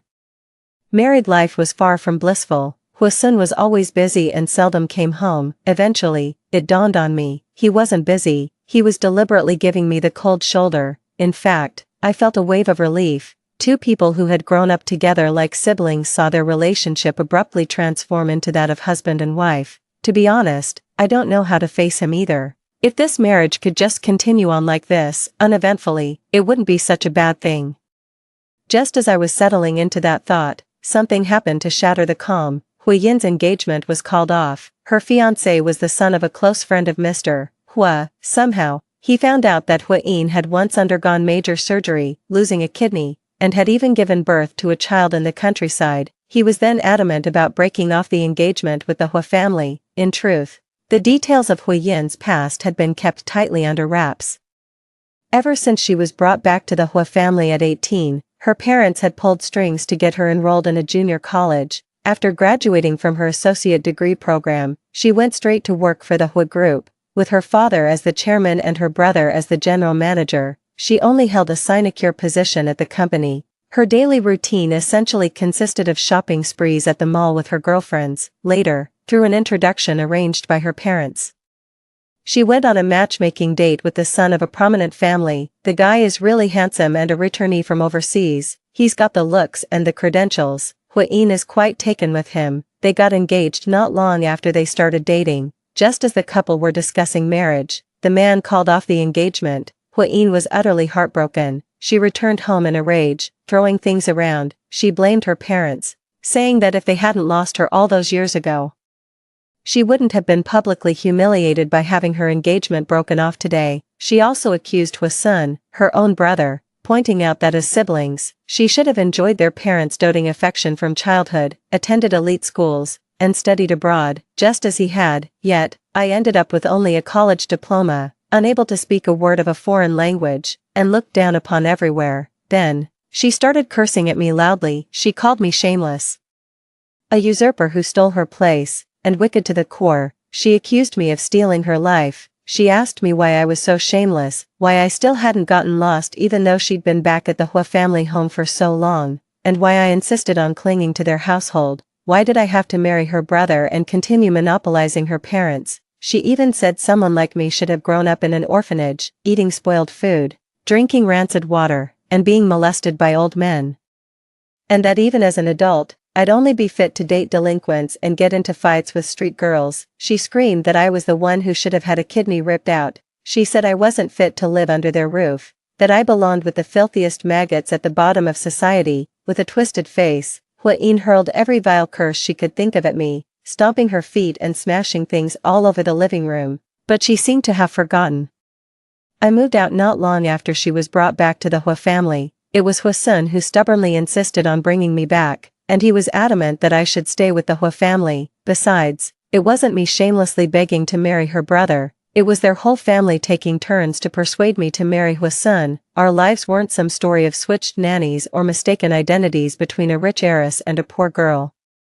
It was a year after she went missing that her parents went to the orphanage themselves, asking to adopt a child. In other words, even if it hadn't been me, they would have adopted some other girl. After Hui Yin's furious outburst at home that day, Hua Sun's attitude towards me turned ice cold. So did Mr. and Mrs. Hua's. Overnight, Mrs. Hua dismissed all the domestic staff in the household. She then sternly warned me that from then on, I would be solely responsible for cleaning the entire villa and preparing all 3 daily meals for the entire family. Mr. Hua stood silently by, clearly giving his tacit approval to his wife's words. In that moment, I felt the intense hatred the entire family harbored towards me. Obviously, they're blaming me for Hui Yin's ruined life. They're getting back at me. It's been nearly 2 years. I became the Hua family's live-in nanny, on call 24/7, every day. I was spinning like a top, constantly juggling all sorts of household chores, laundry, cooking, grocery shopping, mopping the floors. The worst part was, whenever I was around, the whole family treated me as if I were invisible. Everyone was slowly killing me with their icy stares and cold, dismissive body language. Except for Hui Yin, she was the only one who wouldn't ignore me. Instead, she would curse at me, hurl insults, mock me,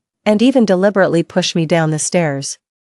The day finally came when I couldn't take it anymore. I didn't want to keep wasting away in these oppressive and gloomy days. I was going to lose my mind if this continued. So, I asked Hua-sun for a divorce and told him I would find work soon to repay the Hua family for all the money they had spent on me over the years, but Hua-sun flatly refused. To this day, I can't forget the icy chill in his eyes. Hua Shiyuan, what gives you the right to ask me for a divorce?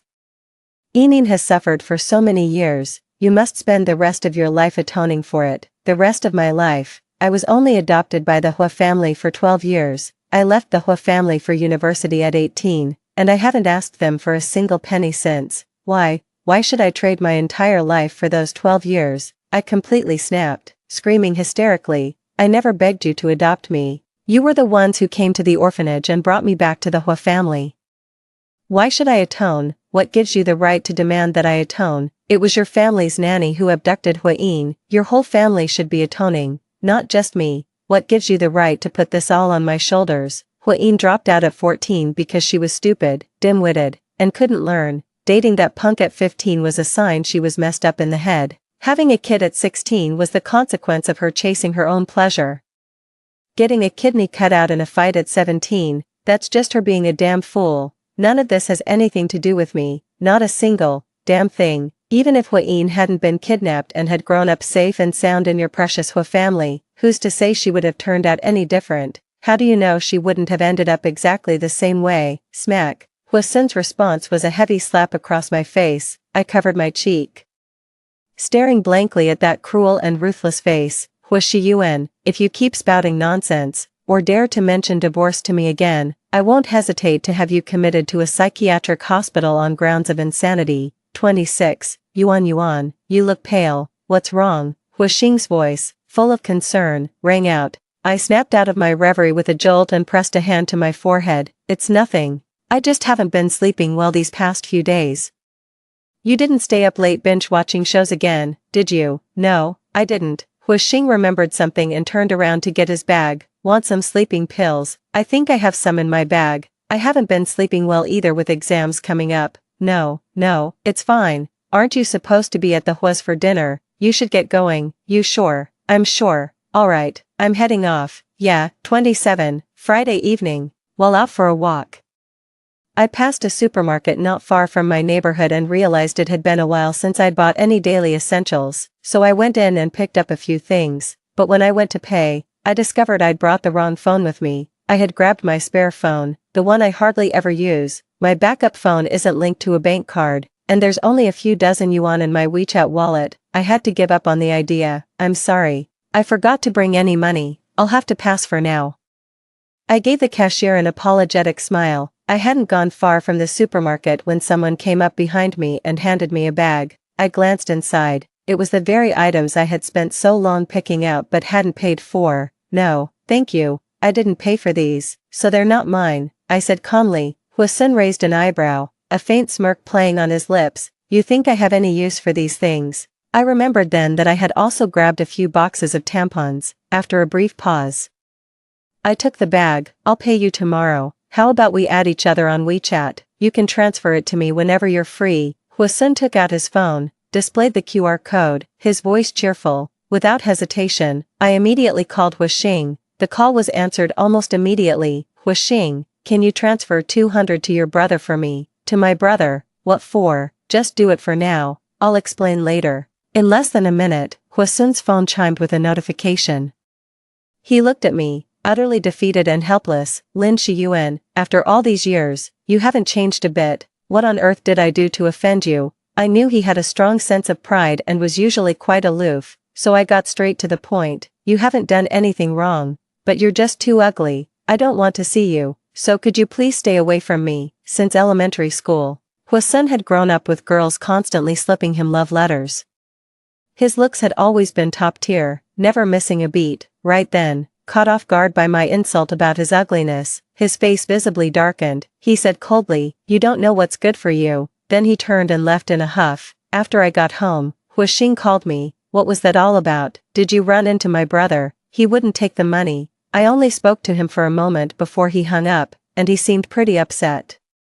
But then he called back and asked me to send him your WeChat contact. I haven't done it yet. I said I'd ask you first. I rubbed my temples and said flatly, "Don't." Alright, I get it. Looking at the stuff I'd just brought back, I felt a wave of irritation. Are you kidding me? Who told him to pay? This is utterly baffling. 28. I think I'm having a serious run of bad luck lately, otherwise, why would I keep running into people I'd rather not see? Well, if it isn't Lin Shiyuan. Long time no see, looks like you've really fallen on hard times. What kind of junk heap are you driving? Is the G family about to go bankrupt or something? At the entrance of one mansion, I didn't even have a chance to mourn my brand new, freshly dented car. A voice laced with mockery and scorn reached my ears. I followed the sound. From the driver's seat of a red sports car, a young woman was stepping out. She had wavy hair, red lips, and a pair of oversized sunglasses covering her face. She was teetering on sky-high heels. It was actually Huayin. You were just speeding, and besides, you can't drive in heels that high. Huayin scoffed. Look at you, all pathetic. I wouldn't even take this piece of junk if you gave it to me, and here you are, acting like it's breaking your heart. I couldn't be bothered to argue with her and got ready to call the insurance company. Before I could dial, Ji Dongya's call came through first. Why aren't you here yet? Weren't you right behind me?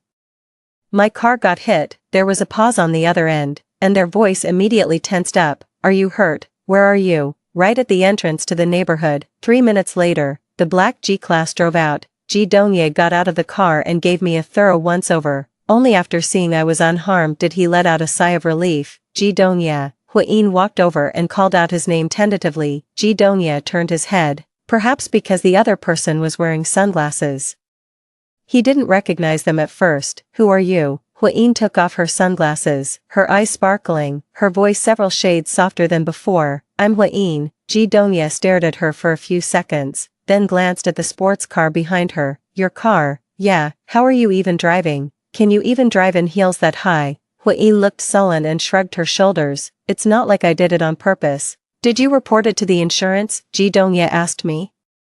I didn't even get a chance. I called the insurance company, explained the general situation, and took some photos at the scene. The damage to the car wasn't too severe, but the front bumper definitely needs to be replaced, and one of the lights is damaged. Next, just bring the car to the dealership whenever you have a free day. Ji Dongye, what's your number? Let's add each other on WeChat. Just before leaving, Huayin suddenly grabbed Ji Dongye's arm, her face beaming with enthusiasm. No need.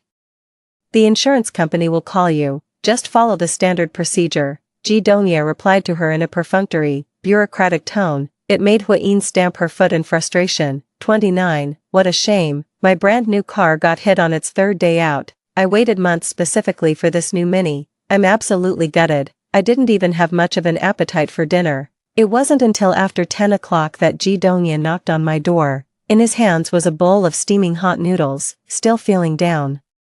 What's wrong? Ji Dongye walked in and placed the bowl of noodles on the desk. You barely ate any dinner, right? I asked Auntie Zhang to make you some noodles. No way, eating at this hour is the quickest way to gain weight. You're already so thin, what's the harm in putting on a little weight? Nip it in the bud. If you make an exception today, you'll be making another one tomorrow. Ji Dongye stood with his arms crossed, watching me with an air of leisurely anticipation.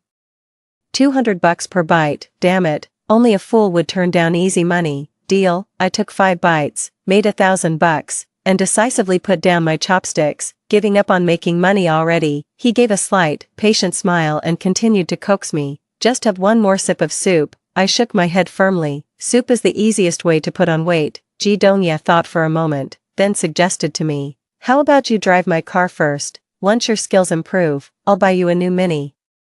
Drive his big G-Wagon. Oh, come on, I can't even afford the gas, maintenance, insurance, all covered. Happy now. I don't like driving those hulking beasts. I'm a Mini person, otherwise, I wouldn't have waited for months. Ji Dongye couldn't help but ruffle the top of my head, as if petting a puppy. Then just keep driving this one. When you don't like it anymore, I'll buy you a brand new one just like it. Happy now. Well, when young Master Ji, with all his wealth and influence, puts it that way, I had no choice but to agree. 30. The next day at noon, I had just stepped out of the office building with 2 colleagues, and we were discussing where to grab lunch when someone called out to us. Oh, Lin Shiyuan, I didn't know you worked here too. I looked up, my face froze in shock. What the hell? What is Huayin doing here? The security guard breathed a sigh of relief. Miss Lin, you're just in time. This young lady insists on going up to see Manager Ji, upon seeing me.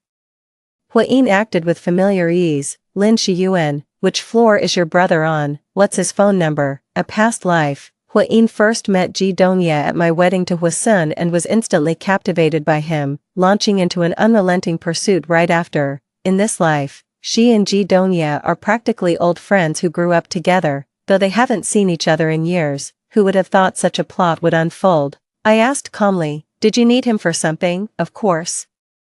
What is it? Why should I tell you? She said with an eye roll. Oh, and why should I give you his number? You, just as my two colleagues and I were about to leave, the other person called out to stop us. Lin Shiyuan, don't tell me you've got a thing for your brother. Ji Dongye, who would have thought? She puts on such an innocent act, but who knows what she's really doing to seduce him behind closed doors.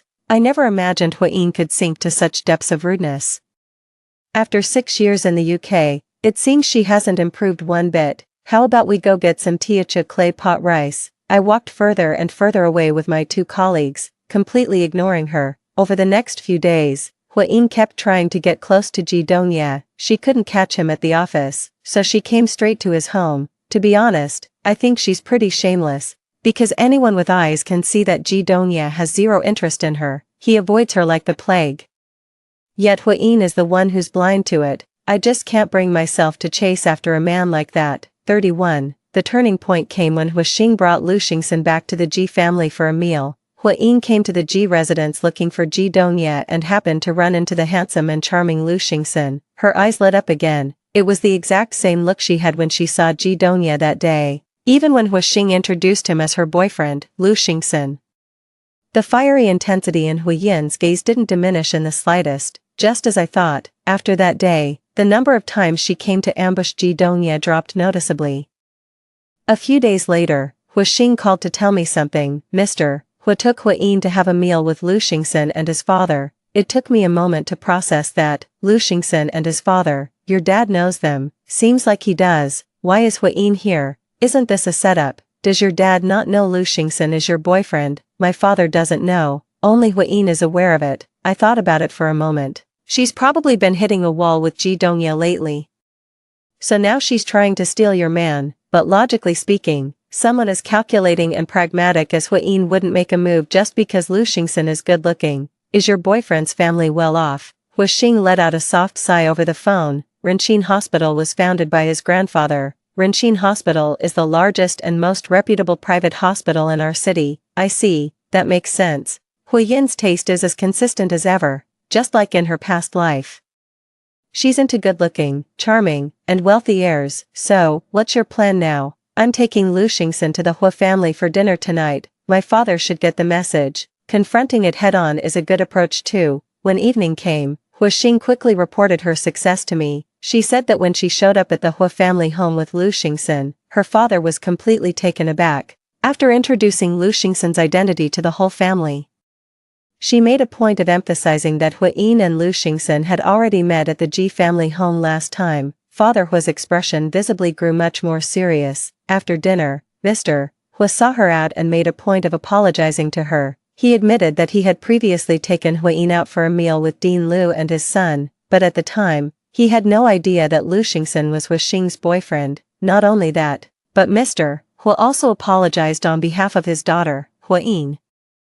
Huaxing said that Huayin wore a face as dark as thunder the entire evening. It was absolutely fantastic. I am deeply gratified. Excellent, excellent. Our Huaxing is no longer the little pushover he was as a child. Well done, but don't let your guard down. You know what Huayin is like. She holds a grudge and is petty. Don't let her pull a fast one on you. Huaxing wholeheartedly agreed. I know, from now on, I'll avoid going to the Hua family house as much as I possibly can. Other things I can let slide, but Lu Xingxin, he was a tough catch. Do you have any idea how hard it is to land a handsome, clear-eyed guy from the medical school as a boyfriend? 32. After that, Huayin gave up on any designs regarding Lu Xingxin. She probably intended to turn her attention back to pestering Ji Dongye. Unfortunately, Ji Dongye was away on a business trip abroad. After failing to catch him for several days in a row, she had no choice but to let it go. Life returned to its peaceful routine. My days are a cycle of commuting to work, heading home, and attending all sorts of meetings, big and small, conducting market research, analyzing client needs, planning products, setting up exhibitions. I'm kept busy and thoroughly engaged every single day. When Ji Dongye returned from his business trip abroad and saw me, his brow immediately furrowed with concern. You've gotten so thin. Have you not been eating properly? I've been swamped with the new product launch lately. You still have to eat, no matter how busy you are. I give up. Let's go. Where to? My treat. Why are you treating me to a meal? I asked, a bit puzzled. We rarely eat out. As a rule, Auntie Zhang's cooking is truly exceptional, easily on par with any 5-star chef. She prepares a different, elaborate menu for us every single day. The most important thing is, eating at home is much cleaner than dining out. Ji Dongye thought for a moment. I heard a new Western restaurant opened on Central Road. Let's give it a try. Hearing that, I had no choice but to agree. This newly opened restaurant is in a prime, high-value location, perched on the 56th floor. The decor is artistic and tasteful, with a niche, refined vibe. Standing by the window, you can overlook the night view of most of the city. When ordering, the waitress said, "Sir, our Cloud Peak Western restaurant is currently in a soft opening phase.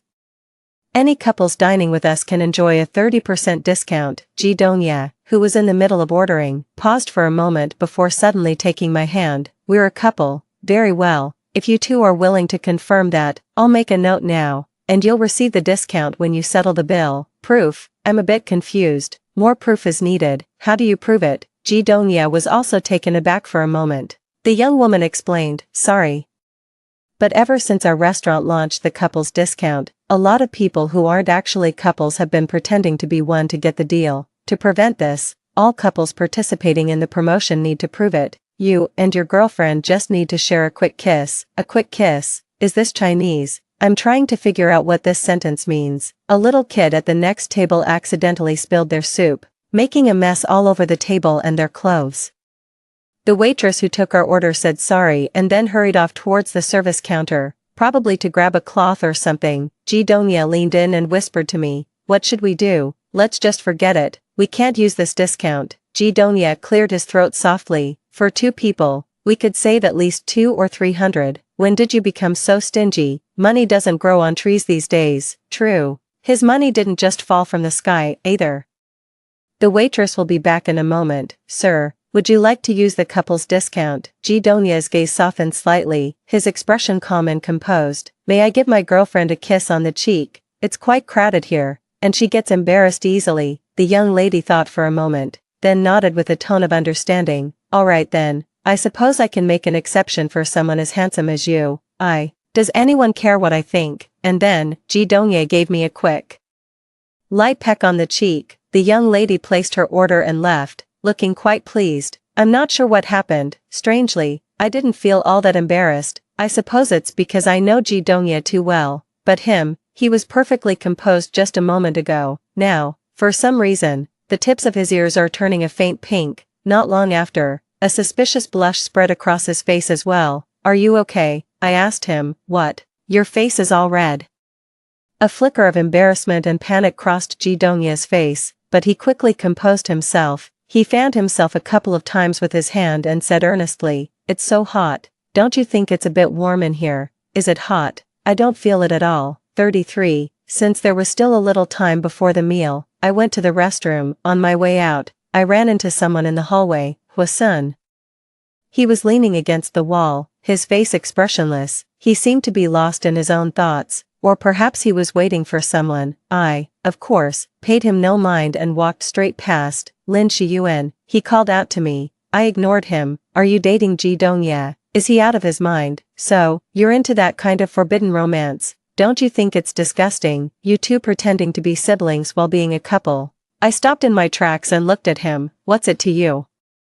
Hwasun sneered. "It's none of my business, but it disgusts me." I sneered back. "What's it to you if I'm happy?" I turned to leave, but a hand shot out and yanked me back. Hwasun pinned me against the wall, his pitch-black pupils contracting sharply. His stormy expression, heavy with suppressed fury, carried the oppressive tension of a gathering storm. "Lin Shiyuan, is this your way of trying to get my attention?" I'm speechless. Who would have thought that the usually aloof and dignified young master Hua could say something so arrogantly presumptuous? "Getting the wrong idea is a sickness. You should go make a doctor's appointment." The disgust on my face was plain to see. Hwasun's expression turned completely frosty. After a long moment, He curled his lips into a careless, mocking smile. That's for the best. Back at the restaurant, I spotted Hwasun at a table not far from ours.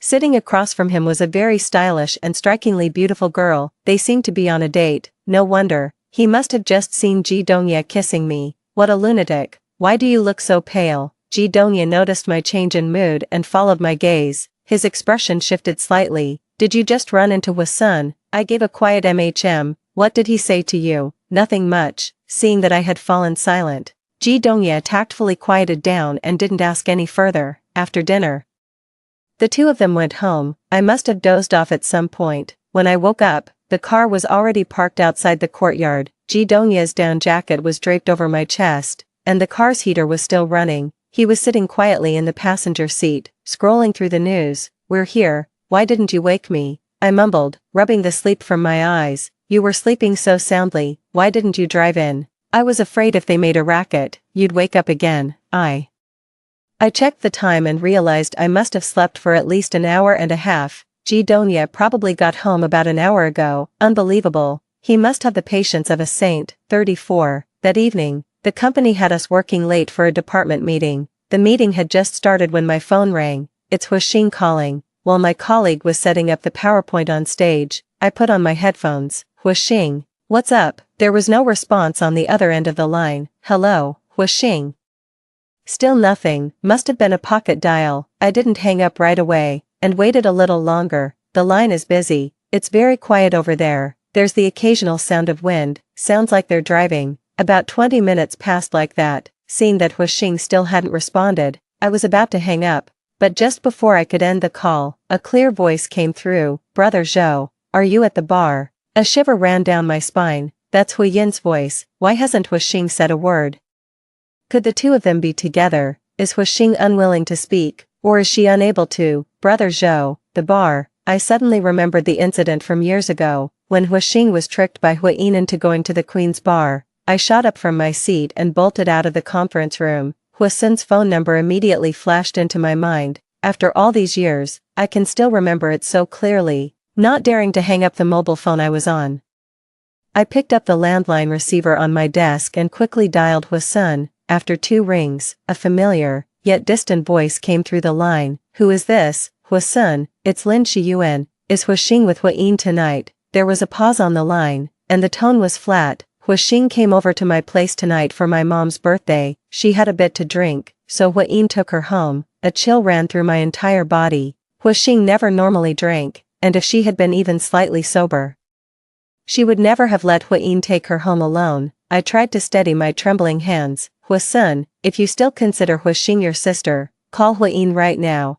Ask her calmly where she is and if she's dropped Hwasun off safely. Remember, keep your tone calm. He seemed to pick up on the implication in my words. Lin Shiyuan, what exactly are you trying to say? I calmly explained. Hu Yin knew all along that Lu Xingsun was Hwasun's boyfriend, yet she still persuaded your father to take her to dinner with Dean Lu and his son, because she had her eye on Lu Xingsun and was determined to take him for herself. But Hwasun didn't back down. She chose to bring Lu Xingsun back to the Hua family home and directly revealed his true status. Hu Yin not only failed to achieve her goal but was also confronted head-on by Hwasun in such a blunt and unsparing manner. Hu Yin is your own sister. You know exactly what she's like.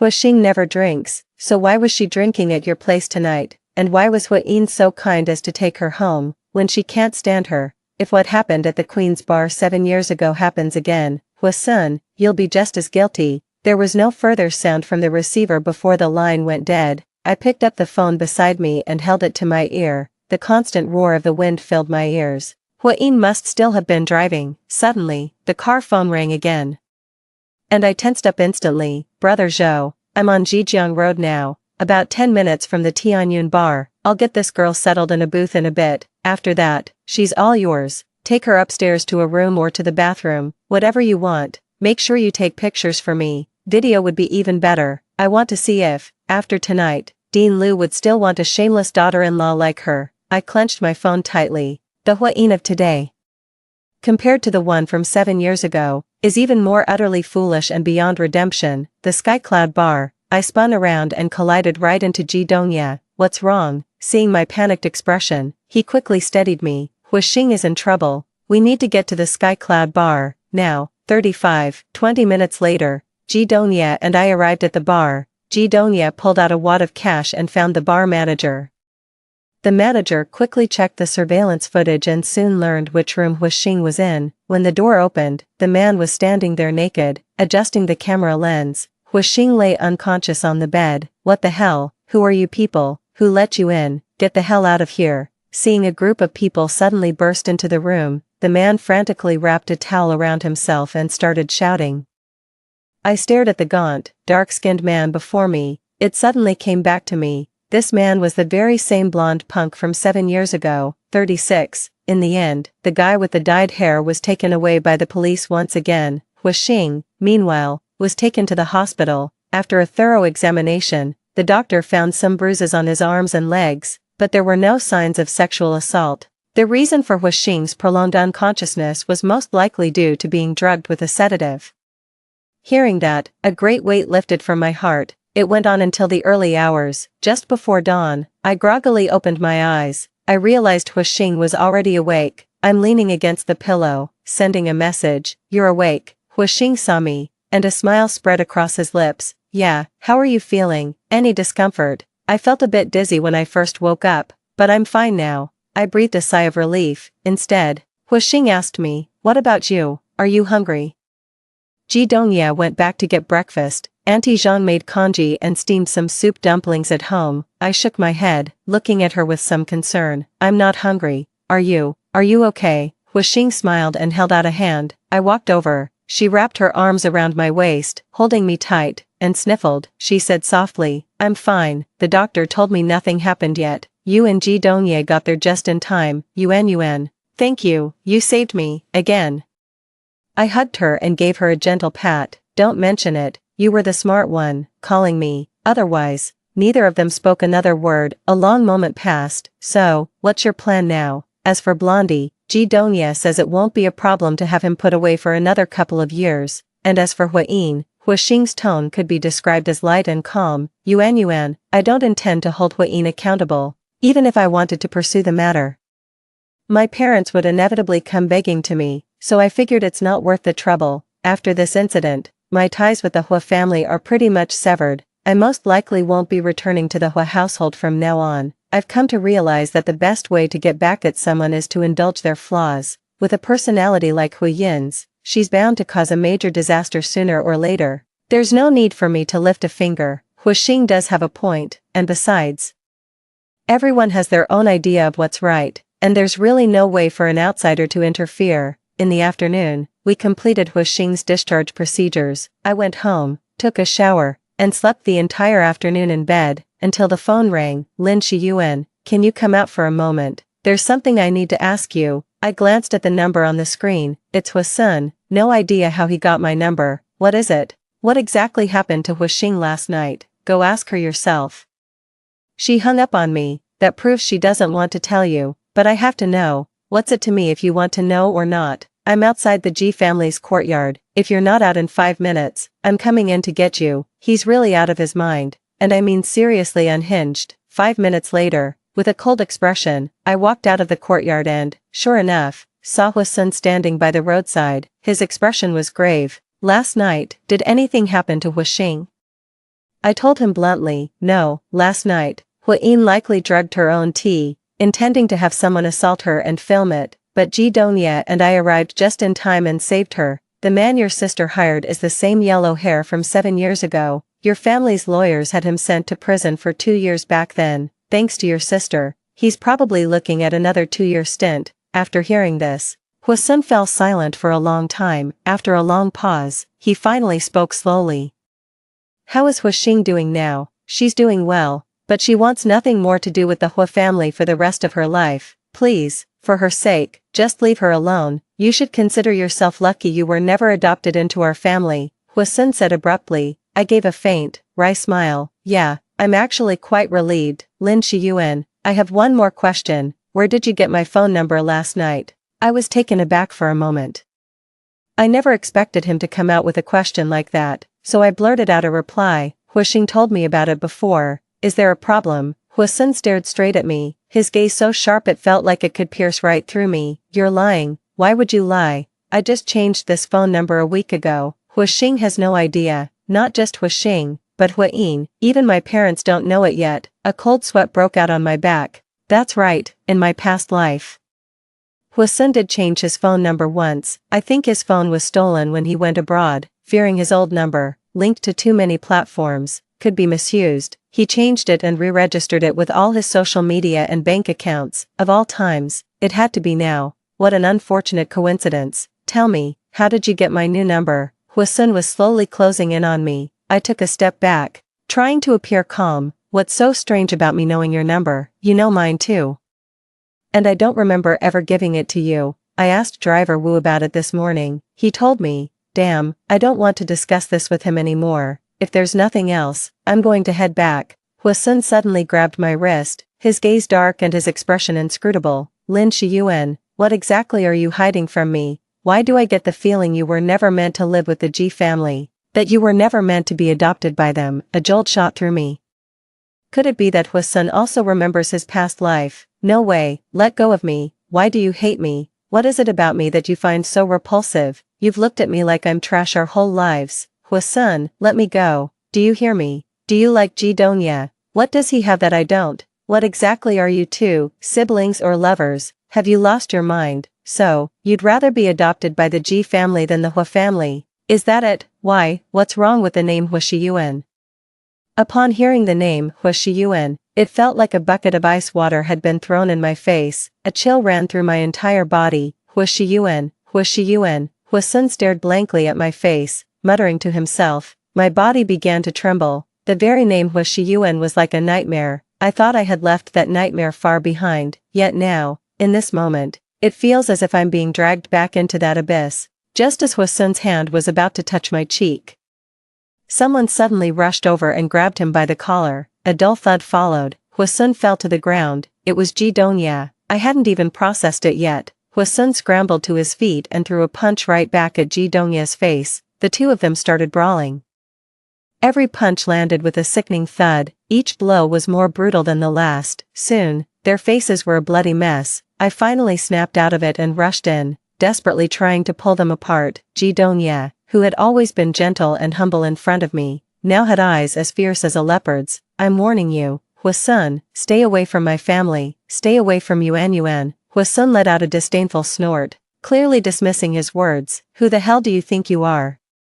Why should I listen to you? As long as she doesn't bear the Hua name in this lifetime, you have no right to control her life. My mind went blank with a sudden buzz. I snapped my head toward Ji Dongya. He was glaring fixedly at Huixin, his brow etched with resentment and resolve. Listen here, Hua, if you dare interfere in Yuan Yuan's life one more time, I swear I will make you pay. 37. Back home. Aunt Ji was startled to see Ji Dongya with bruises on his face. What happened here?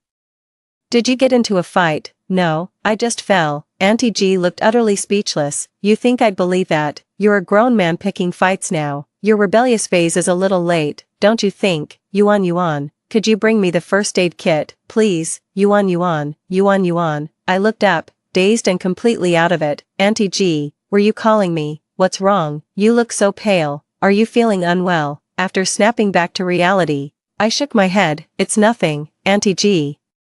I'll help him apply the medicine. Weren't you about to head out? Don't worry. Oh, all right then. Thanks for your trouble. I have an appointment with Mrs. Lee to discuss some matters, and I'm going to be late if I don't hurry. The study. I opened the first aid kit and took out some cotton swabs and ointment. Then, out of the blue, I spoke. Ji Dongya, when did you get back? Wincing in pain with a sharp hiss, the other person replied. Just now. Why are you with Huixin? He's bad news.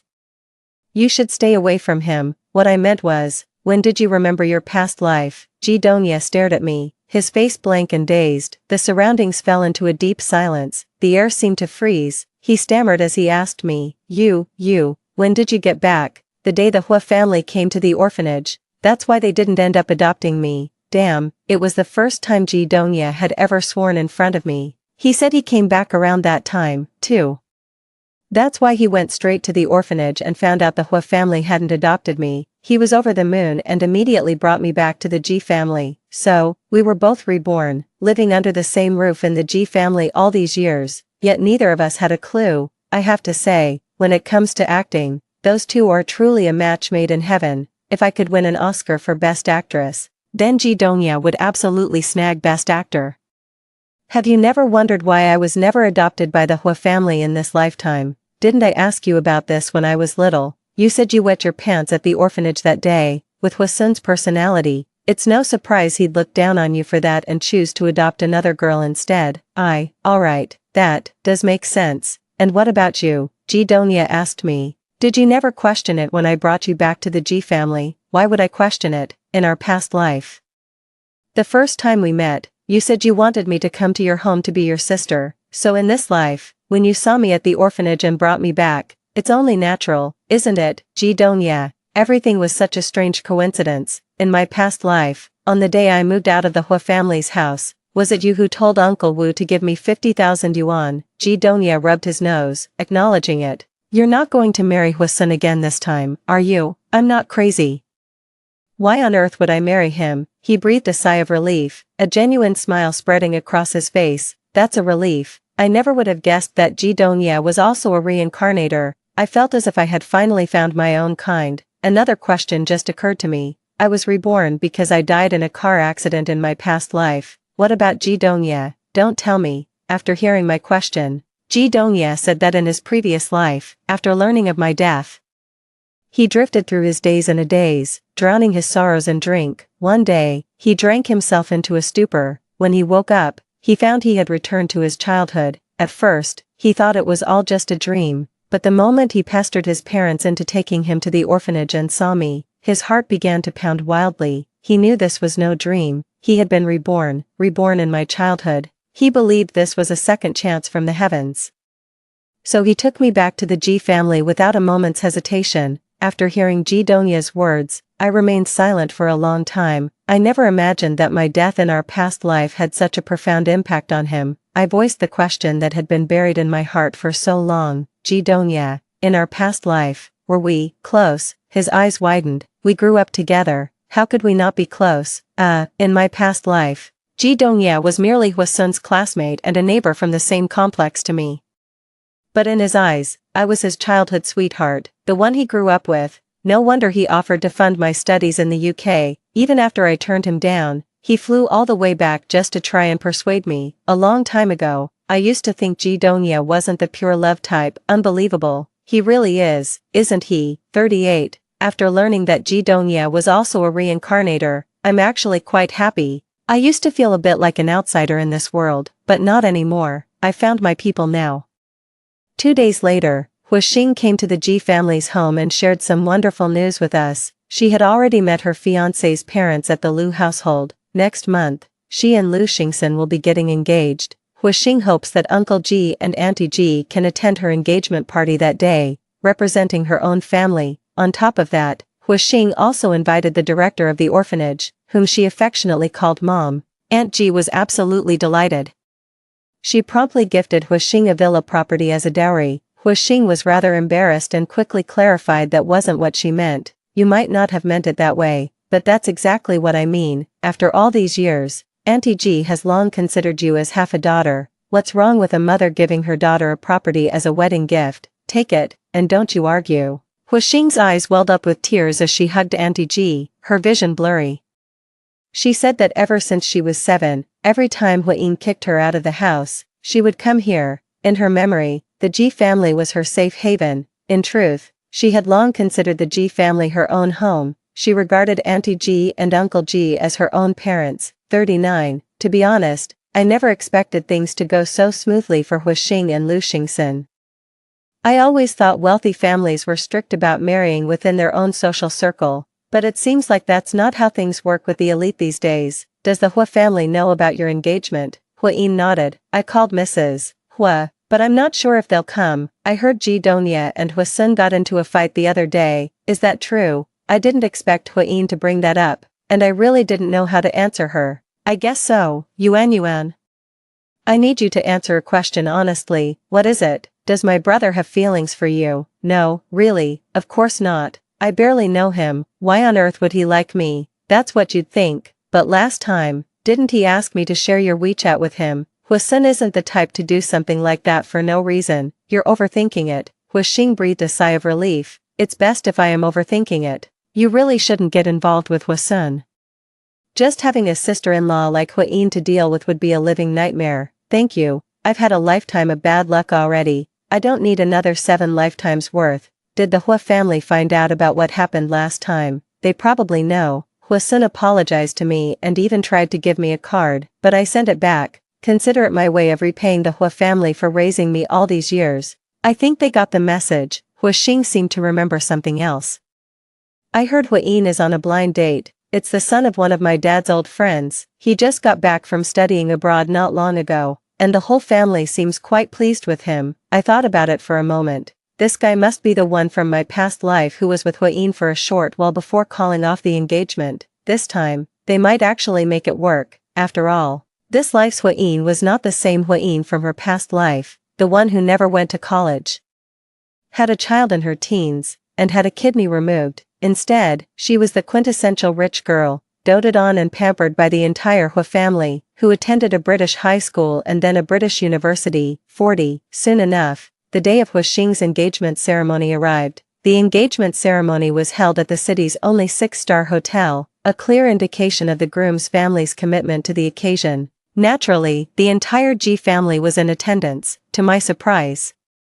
The entire Hua family had also come. On second thought, it's not hard to see why. Huixing was utterly disillusioned with the Hua family and wanted to cut ties herself, but the Hua family would certainly never entertain such a notion. Huixing becoming the Liu family's daughter-in-law was already a done deal. Liu Xingxin's family had been doctors for 3 generations, especially Old Master Liu, the founder of the current Renqin Hospital, is someone every influential figure in this city is eager to cozy up to. Precisely because of this, it's highly unlikely the Hua family would willingly sever their connection with Huixing, so, it's really no surprise that the entire family showed up at this engagement party. Huiyin was dressed to the nines tonight, in a red strapless gown paired with a white shawl, a diamond necklace, and jade earrings. It was so grand, it almost outshone the female lead, Huixing, just as I expected.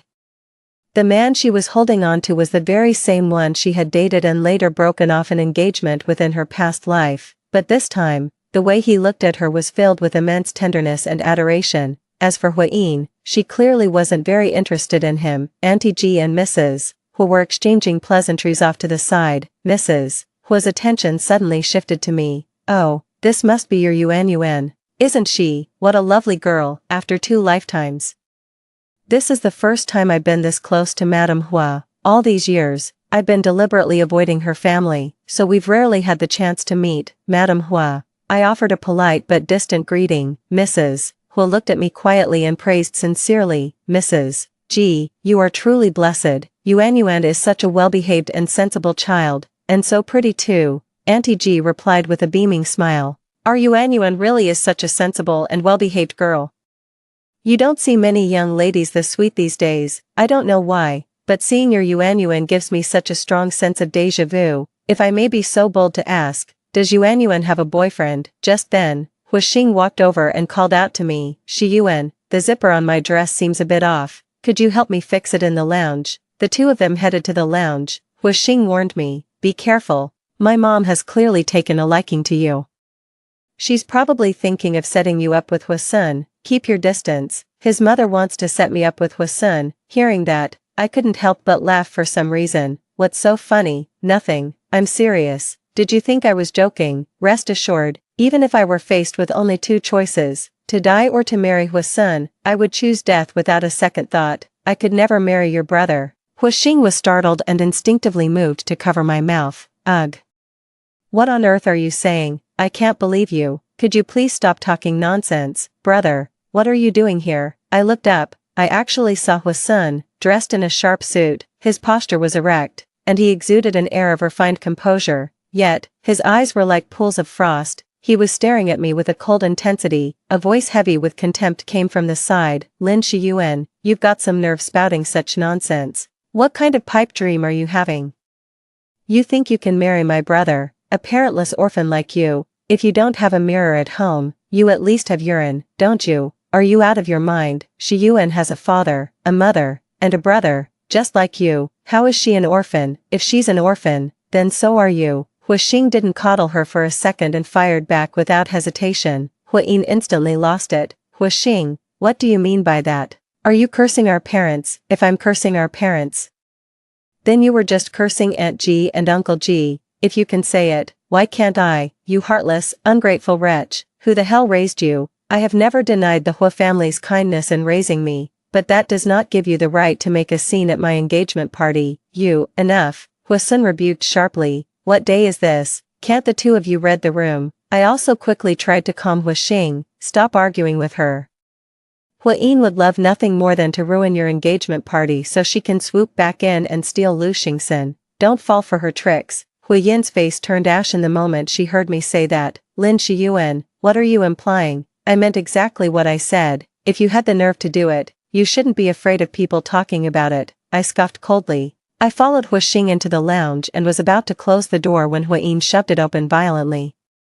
Well, are you all lining up to settle scores with me? It's just an engagement. Look how smug you've all become. Huixing, you got lucky last time, slipping away before I could get those nude photos and videos. Don't count on that kind of luck holding out. Slap, trembling all over. Huixing stepped forward and slapped Huiyin across the face. Well, that did it. She just kicked the hornet's nest. How dare you hit me? Just as Huiyin, her eyes blazing with fury, was about to return the slap, I shoved her away, but I pushed too hard, and she stumbled to the ground. It didn't help that she was wearing 10-centimeter heels today. That was a pretty clumsy fall. Huiyin was absolutely furious. I'm going to take both of you down. I was genuinely a bit scared. Huiyin's tantrum is no laughing matter. I'll be fine, but this is Huixing's engagement party. We need to talk to her. And fast. Huiyin, let's take this outside, okay?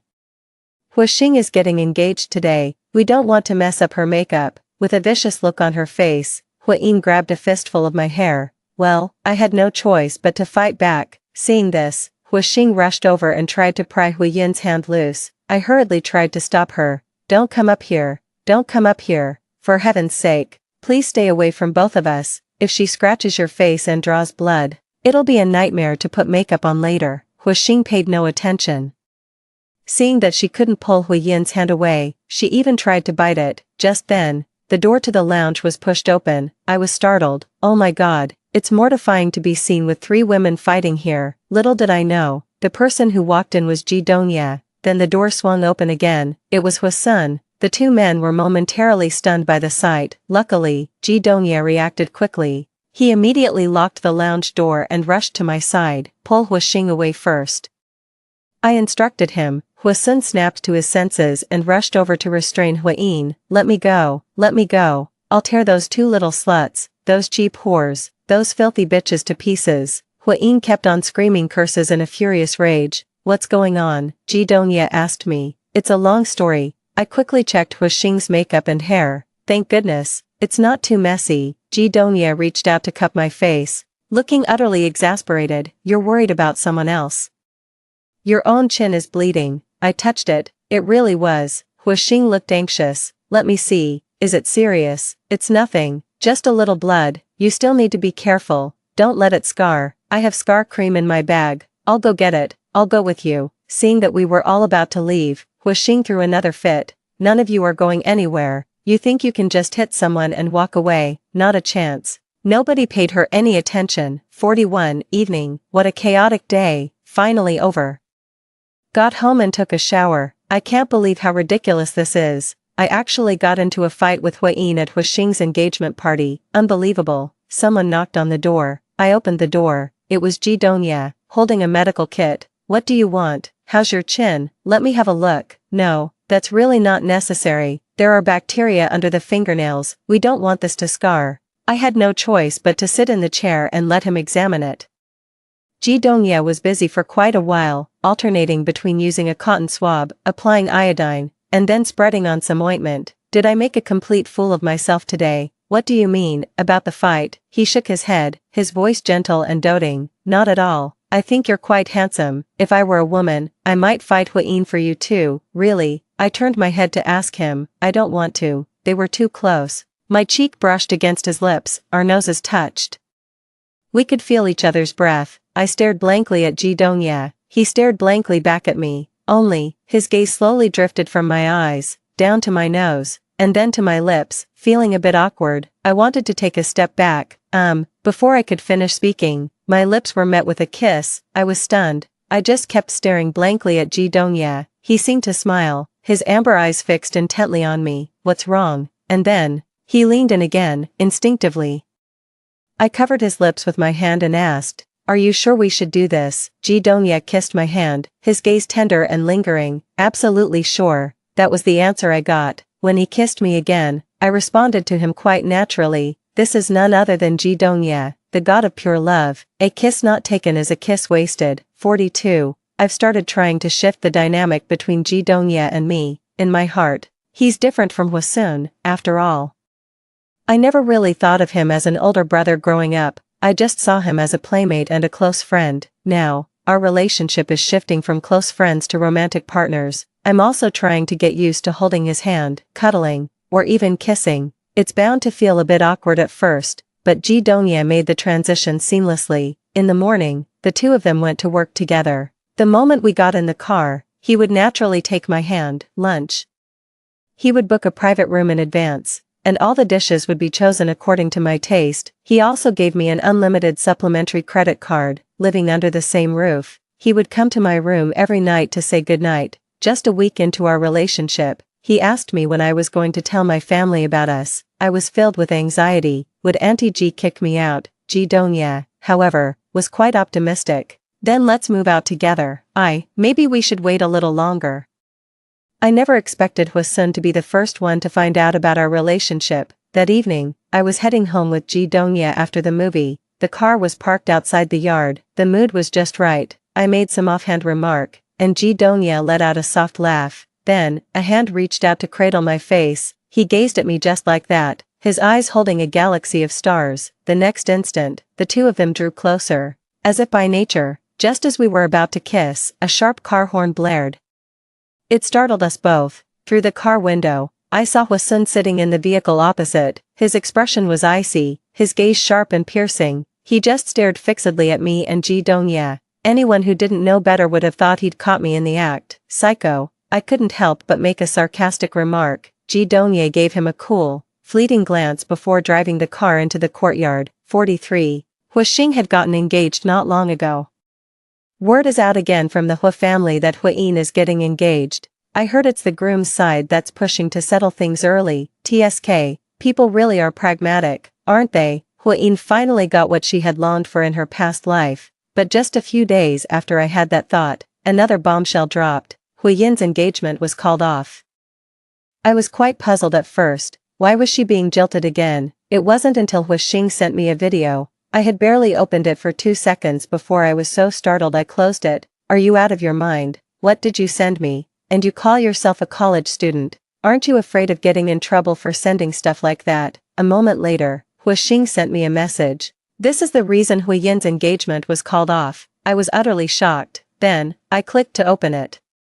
The video wasn't even blurred or censored. The clarity was shocking, the content was brazen, and the actions were wild. It was practically no different from a pornographic film. I knew Hwayin had a wild side in private, but I never imagined it was this extreme. Hwaxing said that the day before the engagement, Hwayin and one of her fiancé's friends hit it off at a villa. In the heat of the moment, they ended up hooking up, but the guy filmed an intimate video and sent it to a friend to show off. That guy had no honor, though. He immediately forwarded it to another WeChat group chat with his friends. It's gone viral in all the local WeChat groups. The most shocking part is that the villa where they were playing cards was actually the marital home the groom's family had specially prepared for the couple. After the incident, the groom's parents were absolutely furious. They immediately sent the video to Mr. and Mrs. Hua without a moment's delay. She then called off the engagement and blocked the entire Hua family. Mr. Hua, confused about what was happening, clicked on the video. He was so enraged on the spot that he had a heart attack and was rushed to the hospital by ambulance. It said that Mrs. Hua also fainted from sheer anger after watching the video. No wonder. Mr. and Mrs. Hua had lived their entire lives as respectable people. They thought that with their children grown, it was nearly time for them to step back and enjoy their golden years. Little did they expect that Hwayin would land them in such a massive scandal, utterly humiliating them and tarnishing their reputation. It's enough to drive anyone mad. At this moment, I can't help but admire Huixing's foresight. The best way to get back at someone is to indulge their flaws. With a personality like Hu Yin's, she's bound to cause a major disaster sooner or later, without anyone else needing to lift a finger. Looking back now, she was spot on, a real prophet. After the scandal broke, Hu Yin vanished. No one could find her. In a situation like that, anyone would probably lie low. Huixing had previously declared her ties to the Hu family severed, but with both of her parents hospitalized in quick succession, she couldn't just turn a blind eye. Fortunately, the hospital where her parents were admitted was the same one where she was currently doing her clinical rotation, making it much easier for her to look after them. 44. Huixing had been running herself ragged at the hospital these past few days. Aunt Ji, worried she might be pushing herself too hard, had Sister Zhang prepare some chicken soup. Since I was off work with nothing better to do, I volunteered to take it over to her. Ji Dongye stood up and smoothly went to fetch the car keys. I'll go with you. I was fine with it, really. Sister Zhang covered her mouth and teased. Young Master Dongye is becoming more and more like Yuanyuan's personal attendant. What a devoted big brother. Around the clock, Aunt Ji shot a glance at Ji Dongye and suddenly chimed in with a sigh. You're right about that. He's never shown that kind of patience with his own parents. My heart skipped a beat. Oh no, don't tell me I've been found out. After getting in the car, bro, couldn't you have come up with a better excuse? You could have said you were going to play ball or even cards. They're going to see right through this. Ji Dongye looked at me with a deeply resentful expression. So when do I get to have an official title? I patted his fluffy head, just like petting a dog. Just wait a little longer. When the timing, conditions, and people are all just right, then we'll make the announcement. When I arrived at the hospital and was about to give the chicken soup to Huixing, I saw her hang up the phone with a grave expression. Did something happen? What's wrong? I asked her. Huixing was in a car accident, Huixing said, his voice low and steady. I was stunned for a moment. When did it happen? Tonight. Is it serious? We don't know yet. The ambulance is on its way. Huixing said that since the scandal broke, there has been no word from Hu Yin. This evening, Huixing learned her current address from a friend and decided to drive over to bring her back. He found her when he got there. However, Hu Yin flatly refused to return.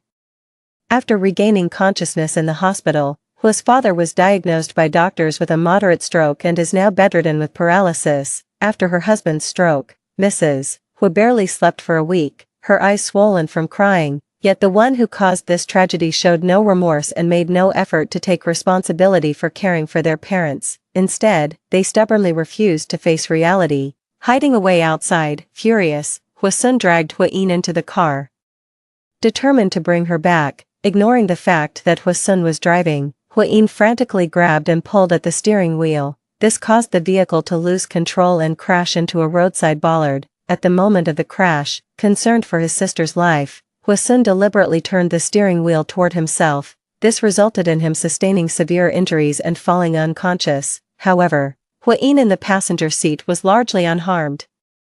Likely out of fear that Huixing would force her to return, she actually abandoned her own brother, who was severely injured and unconscious, and ran off alone. It wasn't until half an hour later that a passing vehicle noticed something was wrong and called the police. After hearing Huixing's words, I fell into a long silence. Who would have thought Hu Yin could be so heartless? Huixing is her own brother. To abandon her own brother in his hour of need, is she even human? Huixing let out a long sigh.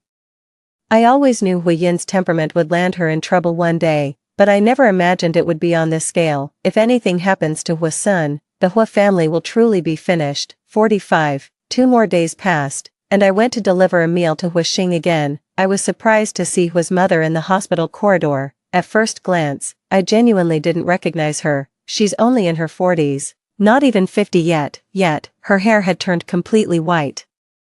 At Huixing's engagement party not long ago, she was still so youthful and elegant. Huixing said that ever since Huixing got into the car accident and was admitted to the ICU, Mrs. Hu's hair turned white overnight, and for days she hasn't been able to eat or drink a thing. In that moment, everything changed. I could only sigh in resignation, at a complete loss for words.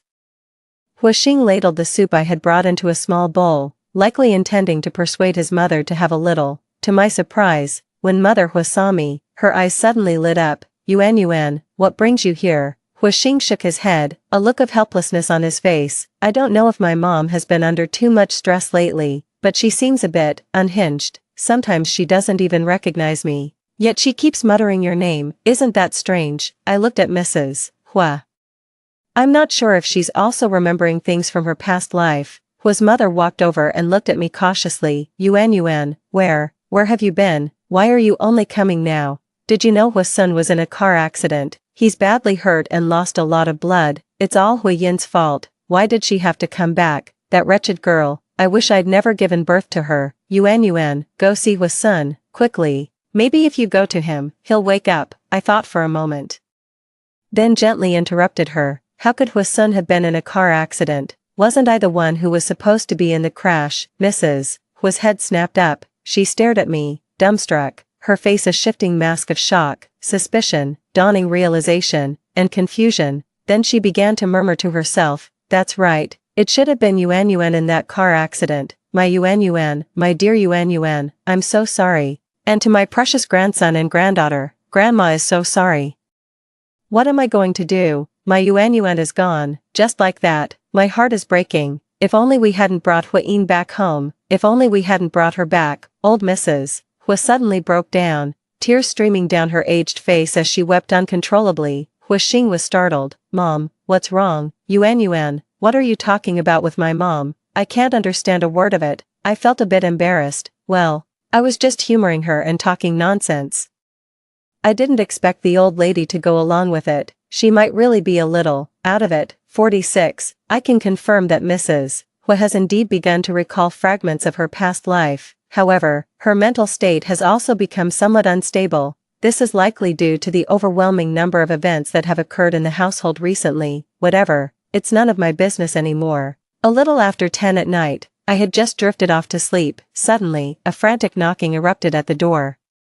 I opened the door and saw it was Mrs. Zhang. She looked panicked. Yuan, you need to go downstairs and take a look, quickly. I was completely baffled. What's going on? You'll see when you go downstairs. I was pulled along by Mrs. Zhang in a flustered hurry. The moment I went downstairs, I saw Hua's son standing in the living room. He was dressed in a hospital gown, his head wrapped in bandages, his face still swollen, with bloodstains on his cuffs and the front of his clothes. It was a truly horrifying sight. No wonder Mrs. Zhang was scared out of her wits. As soon as I came downstairs, Hua's son's gaze immediately snapped to me. His expression was somber, his dark eyes filled with a profound, inescapable sorrow. Yuan, he called my name. The moment he spoke, Hua's son's eyes reddened, his tone laced with unmistakable anguish. Come home with me. Okay, he said. 47. Ji Dongye came down a step behind me. Soon after, Uncle Ji and Aunt Ji were also woken up by the commotion.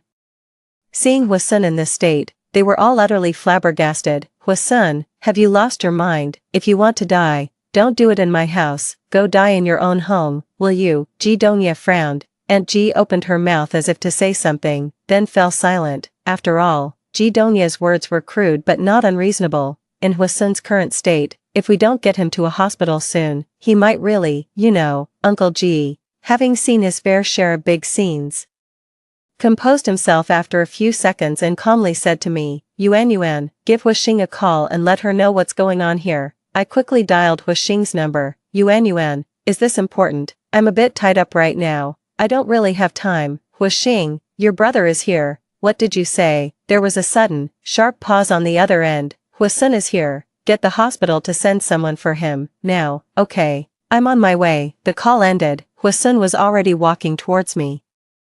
His face was as pale as paper, and his body looked terribly frail. It was as if he could collapse at any moment, yet, he stubbornly made his way to stand before me, and then, he looked at me with a near desperate, pleading gaze, his voice hoarse as he asked, Yuan, I'm begging you, please come with me. Seeing that Ji Dongye beside me was about to jump up, I spoke first. Let's talk in the study, Uncle Ji, Auntie Ji. The hospital staff are already on their way. There's no need to worry.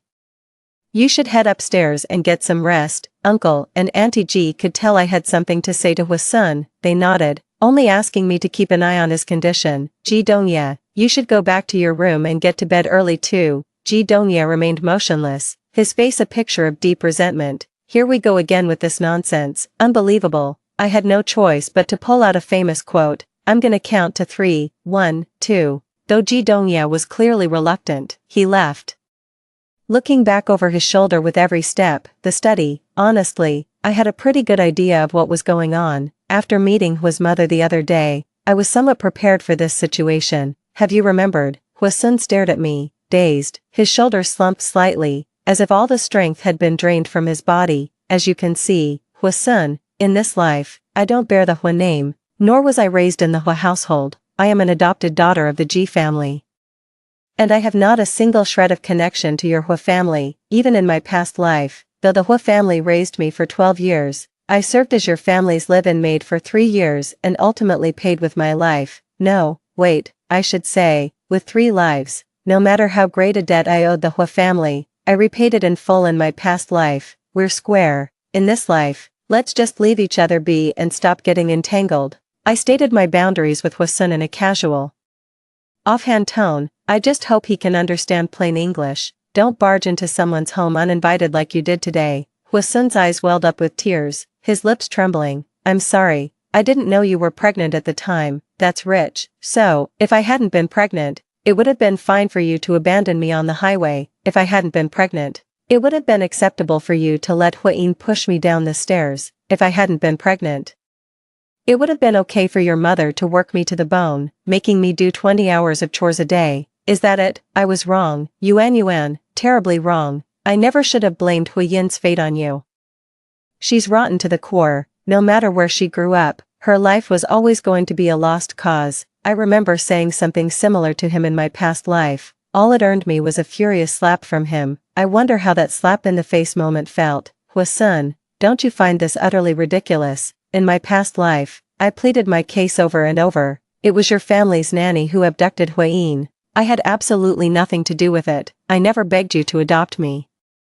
You were the ones who came to the orphanage and brought me back to the Hua family, yet your entire family turned a blind eye and a deaf ear, stubbornly pinning the blame for Hui-yin's tragic life on me. While you all walked away scot-free, you subjected me to emotional coldness and hatred. You allowed Hui-in to beat and curse me, to torment me, tacitly approving of it all as her outlet for venting her grievances against an unfair fate. You spend every day in anguish and regret, imagining how brilliant and promising Hui-yin's life would have been if she had never been abducted. That's precisely why, in this life, I made a point of returning Hui-in to the Hua family early, so you could alter the fate of her previous life. But now you're telling me that Hui-in is nothing but a rotten seed, that her life is beyond redemption no matter where she was raised. It's utterly absurd. Hua-sun's expression went blank. His eyes were vacant and distant, as if they had lost their focus. When I was a child, was it you who sent that anonymous message to my father? Yes, so, you were reborn a long time ago, weren't you? Of course, that's precisely why I wasn't adopted by your Hua family. Hua-sun finally understood. His eyes held not a single glimmer of light as he let out a bitter smile. Yuan, I know I was wrong. Please, can you forgive me?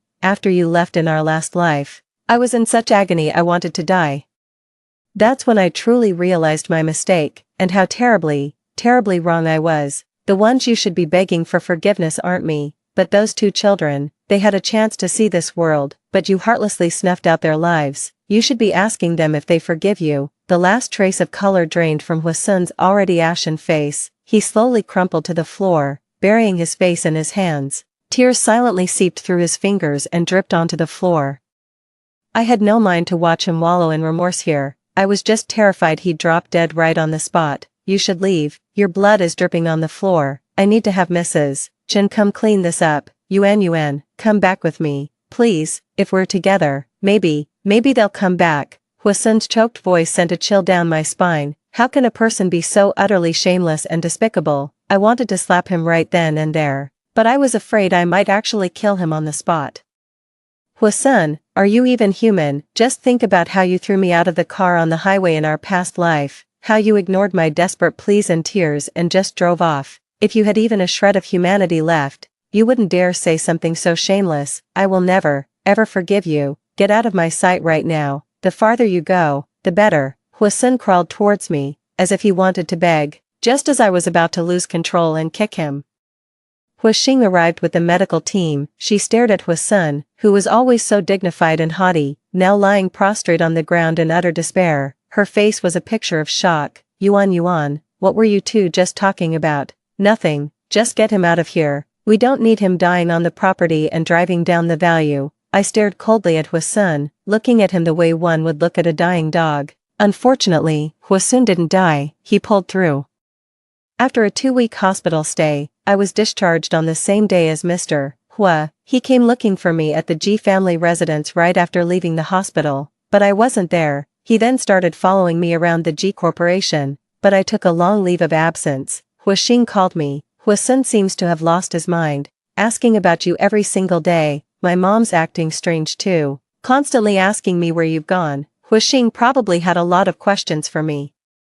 But sensing my reluctance to talk, she held back and didn't ask. Another 2 weeks passed. Hua Xing called me to say his father had passed away. I was genuinely shocked and asked what had happened. It turned out that Hua Yin, who had been missing for over a month, had returned home. She didn't want to stay in the country any longer and demanded a large sum of money from her parents so she could go abroad for a few years. At that time, the entire Hua family was utterly disappointed in her.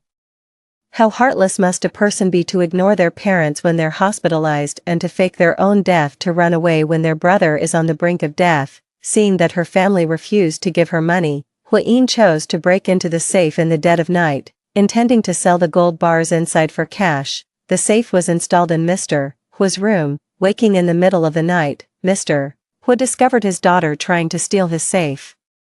The shock and rage triggered a stroke on the spot. Terrified, Hua Yin fled the scene once again. Half an hour later, the housekeeper noticed something amiss in the room and hurriedly woke Mrs. Hua to investigate, but before they could even reach the hospital, Mr. Hua was already gone. After hearing Hua Xing's words, I couldn't help but feel a pang of melancholy. You have to understand, Mr. Hua was only 50, right in the prime of his life.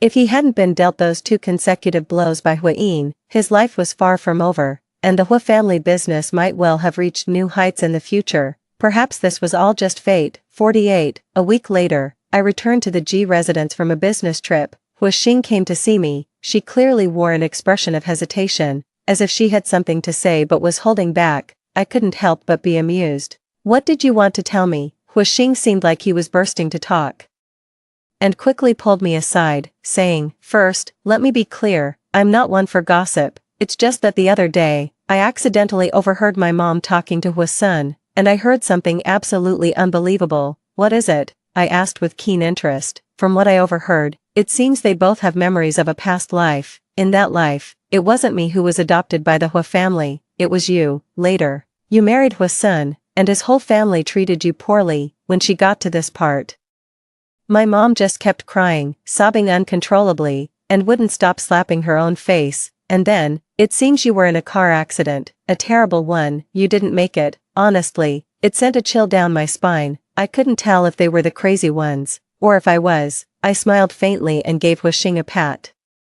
Everything they said is true. Hua Xing was utterly dumbfounded, her jaw dropped. So why'd you could have fit an egg in it? So, I told her everything about my past life, leaving nothing out. Hua Xing fell silent for a full 5 minutes before speaking slowly. So, the little girl the Hua family adopted in the past life really was you, and Hua Yin didn't return to the family until she was 18, because she dropped out of school at 14, had a child at 16, and had a kidney removed while working away from home at 17. The Hua family pinned all the blame on you. Hua Sun only married you to get revenge. You ultimately died because he abandoned you on the highway, where you were caught in a multi-vehicle pileup. You passed away while pregnant with twins, a boy and a girl. Isn't that right? I nodded. That's essentially it. So after being reborn, I didn't choose to be adopted by the Hua family, they adopted you instead. To set things right in this life, I even sent Hua Yin to the Hua family ahead of time, but I never imagined she would treat you so cruelly. That's why I discussed with Ji Dongya whether we could bring you to the Ji family as well. Ji Dongya agreed without a moment's hesitation. As you know, what happened next was that the Hua family refused. Hua Xing wiped away her tears, trying to compose herself, yet the tears only fell faster. Her eyes welled up, her voice choked with emotion.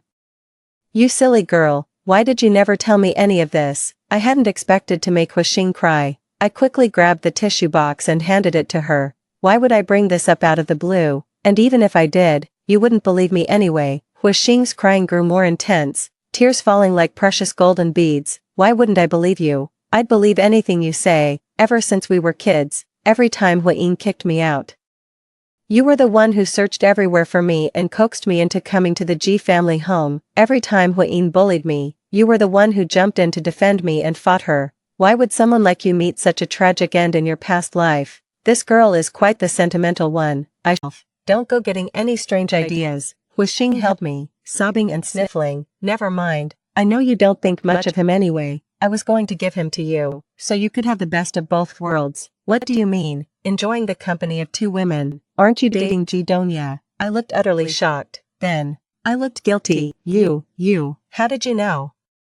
I saw you two kissing in the car the other day. Oh, God. I held my forehead, utterly mortified. Hu Xing's next words shattered my heart into a million pieces. Aunt Ji saw it too. What? Driver Wu, Sister Zhang, and Driver Chen all saw it. Uncle Ji didn't see it himself, but Aunt Ji told him. I covered my face with my hands. What a mess this is. Why didn't you say something sooner? Aunt Ji said that maybe you two weren't quite ready for others to know you were dating. So she asked us to play along and act like we didn't know. We were supposed to wait until you were ready to tell us yourselves, and then act surprised. So everyone's been overacting like crazy lately, just so we don't look underprepared and totally awkward when you two finally make the big announcement. My scalp was crawling. Stop. I'm already cringing just thinking about it. Hu Xing couldn't help but laugh again. Aunt Ji has instructed all of us to act completely shocked and stunned when you two announce your relationship. Then, we're supposed to gradually transition to looking understanding and finally, offer our heartfelt congratulations. She also said we need to pour our hearts into it, with genuine emotion in our eyes. If everyone performs well, she's doubling the year-end bonus. Aunt Zhang was even discussing with Uncle Wu yesterday about signing up for an acting class together. Hu Xing's moods come and go in a flash, and by now she was already doubled over with laughter. Just as I was about to tell her to tone it down, her phone rang. After finishing the call, Hu Xing looked at me earnestly. It was my mom. She asked me to see if you could meet with her. 49. After what felt like 2 lifetimes, I found myself back at the Hu residence. Mrs. Hu's eyes were red and swollen, as if she had just been crying. Yuan. She approached me cautiously, her gaze fixed on me the entire time. It seemed she wanted to take my hand. I took a step back, my tone distant and cold. Mrs. Hua, if you have something to say, you can just tell me directly. I hope you won't try to contact me through Hu Xing anymore. This is the first and last time, and I won't be meeting with you privately in the future. Mrs. Hu parted her lips slightly, looking at me in a flustered and helpless manner. All right, I understand. Yuan. Have you been well all these years? I nodded calmly. I've been doing very well with the Ji family. That's good, Mrs. Hu wiped her tears with her sleeve, forcing a smile that was more pitiful than a sob. Her tone was laced with a fawning, cautious quality. It's nothing, really. I just wanted to see you. Hu Xing says you're doing very well with the Ji family, that Mrs. Ji dotes on you as if you were her own daughter. You've always been such a good, sensible girl. Hearing how much she loves and cares for you, it truly makes your mother happy. My patience is wearing thin. You wanted to see me, and now you have. If there's nothing else, I'll be on my way. Yuan. Mrs. Hu hastily grabbed my arm and dropped to her knees with a thud, her tears instantly flowing like a river. Can you ever forgive me for what I did in our past life? I know I was wrong. I'm filled with so much regret. I'm sick with it. I never should have treated you that way.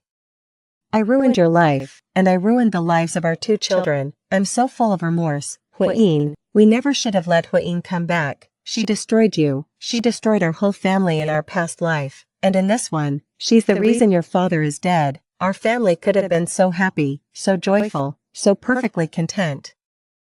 It's all that monster's fault. Why did she have to return? She's ruined our family for 2 lifetimes now. My Yuan, my dear daughter. Just thinking of you these past days has shattered my heart. I'm kowtowing to you. Please forgive your mother, will you? I'm begging you. Please forgive me. With that, Mrs. Hu began to kowtow, her forehead thudding rhythmically against the floor. I felt nothing, only a hollow numbness. I had Hu Xing help her up. Madam Hua, You raised me for 12 years in my past life. The lives of my mother and my 2 children should be more than enough to repay that debt. Now, I have no connection whatsoever with your family. There's truly no need for you to kneel and beg for my forgiveness like this. I cannot accept it. Madame Hu collapsed to the floor, wailing in utter despair, her grief overwhelming. I was about to leave, having had enough of this place, when I saw Huasun coming down the stairs. Huixing, help your mother to her room to rest for a while. Seeing the situation, Huixing had no choice but to agree. Huasun walked up to me, his lips moving wordlessly for a long moment. When did you get back? What's it to you? I turned to leave, but he blocked the doorway. Huasun looked at me, his gaze dark, his expression pained and conflicted. Yuan, my head tells me I shouldn't keep bothering you, but my heart, I miss you so much. Tell me, what am I supposed to do, for God's sake? What is this? Some kind of soap opera? You should stay as far away from me as possible. The sight of you makes me sick. After all these years, you must know how I feel about you. To me, you're nothing but a plague. If it weren't for Huixing, I wouldn't waste a single word on anyone from your family. From now on, if you see me, remember this. Shut your mouth, move your feet, and get the hell away from me. Huasun's back visibly slumped, as if something had shattered him in an instant. He grabbed me, his body trembling uncontrollably, his voice broken and bitter. Yuan, really, can't you give me even the slightest chance anymore? I hadn't spoken yet. Huixing had already walked over. Brother, just let Shiyuan go. Given what you did in your past life, she's being merciful by not poisoning your entire family after being reborn. Yuan is choosing to let it go for her own peace of mind. Besides, poisoning you all would land her in jail. She's already with Ji Dongya now. How do you expect her to give you a chance? Do you really think you can compare to Ji Dongya? Give me a break. As a brother, you barely scrape a passing grade of 60 in my book. But Ji Dongya, he'd score a perfect 200. He's the most flawless brother in the world, and I won't hear any arguments. If you hadn't forced Shiyuan to marry you out of revenge in our past life, she might have ended up with Ji Dongya instead. She could have lived a peaceful and happy life. You've already ruined one lifetime for Yuan. Don't go wrecking another 2 for her. Huasun's face turned deathly pale as he stumbled backward several steps. His eyes were hollow and lifeless. Huixing was startled. I'm telling the truth. You have to try and accept it, even if you can't. I gave a cold, mocking smile at the exaggerated reaction from the person across from me. Huasun, in our past life. When I was in my final year of high school and Huayin kicked me out of the Hua family, you rushed back from England a few months later to take me back. That was because you heard the Ji family was planning to adopt me instead, wasn't it? And you proposed to me right after I graduated from university. That was also because you heard Ji Dongya intended to marry me and help me leave the Hua family, wasn't it? That's why you did it. Huasun looked at me, his face ashen. How? Did you know? Huh? How despicable. I didn't spare him another glance and strode out of the Hua residence. Huixing stayed quietly by my side. A long moment passed. She asked me, were you and Ji Dongya close in a past life? Back in high school, the Hua family had planned to send me to study in the UK. After Huayin returned, they no longer wanted to fund me. Ji Dongya was studying in the UK at the time and came back specifically to tell me he could cover my tuition. But I didn't accept. Why not? Probably because I didn't want to owe someone such a huge favor. You're such a fool. If you had agreed back then, your whole life would have turned out differently. Yeah, I was pretty foolish back then. Actually, Ji Dongya was the one who told me about these 2 things not long ago. In my past life, after Huayin returned, she heard I was having a hard time at the Hua residence. Ji Dongya suggested to Auntie Ji that they take me in, but the Hua family refused. After I graduated from university, the Ji family proposed a marriage alliance with the Hua family, but the Hua family turned it down. From a purely business perspective, an alliance with the Ji family would have been nothing but beneficial for both families. As a businessman, old Mr. Hu would never have refused such an offer. Therefore, the one who refused could only have been Huasun. After hearing this, Huixing's eyes began to well up with tears again. So, Ji Dongya saved you so many times in his past life, only to watch helplessly as you married someone else, and then 3 years later, he received the news of your fatal car accident. Is that right? He must have been utterly heartbroken. You 2 were so close to being together. I'm sobbing. I never would have guessed Ji Dongya was such a hopeless romantic. No wonder you're not interested in Lu Xingxin. Huh, what does this have to do with Lu Xingxin? Back at the Ji residence, noticing Wuxing's repeated glances in his direction. Jidonia finally sensed that something was off. "What are you staring at me for?" "Oh, nothing. I just think you're really handsome." "Are you out of your mind?" Wuxing. Jidonia remembered something and took out his wallet. "Go on. How much do you want?" Wuxing. Once again. "Forget it. Pretend I never said anything." Wuxing stood up and went outside to call Lu Xingsen. "Jidonia was acting cute with me, sweetheart. How about we go out to see a movie tonight?" "Alright, I've got a plan. In a minute, I'll give your phone a quick ring. When I do, pretend you've left an important file at the office. You need it for a client meeting tomorrow, so you absolutely have to go back and get it tonight. Once you're out, I'll text Liang Zhou and have him call me. We can meet up outside the residential complex. How does that sound?" I looked at this naive son of a wealthy family. For a moment, I was at a complete loss for words. "Why are you looking at me like that? Is this method no good?" "Jidonia, I need to tell you something." "What is it?" Seeing that the living room was empty, Jidonia sidled over and, out of habit, cupped my face in his hands. "Where were you all night? You didn't answer my texts or pick up my calls."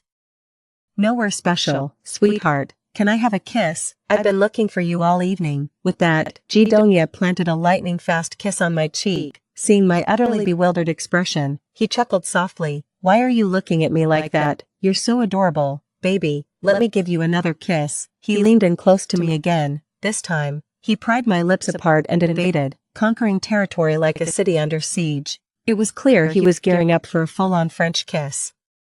I hastily pushed him away. "Aunt G." Now it was Jidonia's turn to be utterly bewildered. He glanced sideways. His gaze immediately landed on Auntie G and Sister Zhang across from him. Auntie G's eyes widened, and she covered her mouth. Her acting was painfully awkward, yet she dutifully performed her part, portraying utter shock and disbelief. "Oh my, what are you all doing?" Seeing Aunt G's performance, Sister Zhang immediately got into character as well. She first took a few steps back, her eyes widening to the size of saucers, before putting on a look of complete devastation. Oh my god, what am I seeing? Young Master Dongye, Yuan, what are you two?" To be honest, I was so embarrassed I could have dug the castle with my toes. Dongye forced himself to explain. "Mom, don't be so shocked. Yuan and I are together now." Aunt G slowly reined in her exaggerated expression, settling into one of mild surprise. "What? You're together? Oh, well.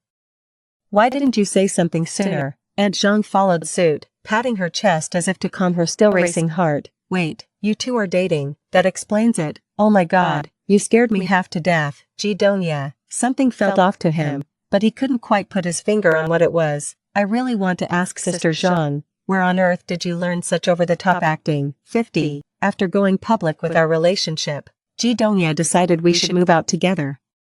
The G family owns a plot of land in the East District. They purchased it years ago. It features a lake and hills. 3 years ago, Jidonia hired a construction crew to start building a house. Now, the villa is nearly finished with its interior decoration. Jidonia said this would be our future marital home. "Are you proposing to me?" "I've waited for you for what feels like 2 lifetimes. I'm starting to feel old. So we should get married quickly and start enjoying our life together as soon as possible." Huh, how can someone be so shameless? Not long after, Wuxing told me something. Huyin was stabbed in the stomach and had a kidney removed. The guy who stabbed her was the same blonde punk who had previously tried to assault Wuxing. As it turned out, after the blonde punk was arrested, he was prosecuted by the G family's lawyer. The first trial sentenced him to 3 years. The punk was absolutely furious. Both times he went to prison, it was because of Huyin. Convinced she was deliberately setting him up, he had someone stab Huyin. Starting over, Huyin's fate seemed no different from her previous life. This time, however, Mrs. Hua and Huasun had completely washed their hands of her, leaving her to fend for herself out in the world. 51. 3 years later, Wuxing was finally nearing graduation. With graduation approaching, she found herself with more free time and started coming over to our house every weekend. Chen, your auntie is here to see you again. I thought it was odd, but yesterday you said you were their aunt. Is there? Duh, of course there is. You're a PhD. For goodness sake, could you be a bit more precise? One day you call yourself their aunt, the next day you're their auntie. What's the big deal? I want to be Shen and Chen aunt and their auntie. Is that not allowed? Unbelievable. In the afternoon, I took the twins back to one mansion for a visit. The little ones were only 6 months old and were absolutely over the moon to see their grandma. After that, my mother and Nanny Jean took the babies out for a little stroll and then came back. I had only just gotten back. Mrs. Jean called out to me in a fluster, Yuen, come quick, look at this. I stepped forward and saw a walnut wood box placed on the tea table. The box was neatly arranged with many gold bars. I counted them. There were 40 in total. Mrs. Jean, where did these come from? I asked with a furrowed brow. It was given by that Mrs. from building 26. I was just out for a stroll with the madam, pushing the pram, when Mrs. saw Xian Xian and Chin Chin. She asked the madam if they were her children, and the madam said yes. Then Mrs. suddenly became very strange. She hugged Xian Xian and Chin Chin, kissing them over and over, tears streaming down her face. She was crying so pitifully, it completely bewildered both me and the madam. Later, when we were about to leave, Mrs.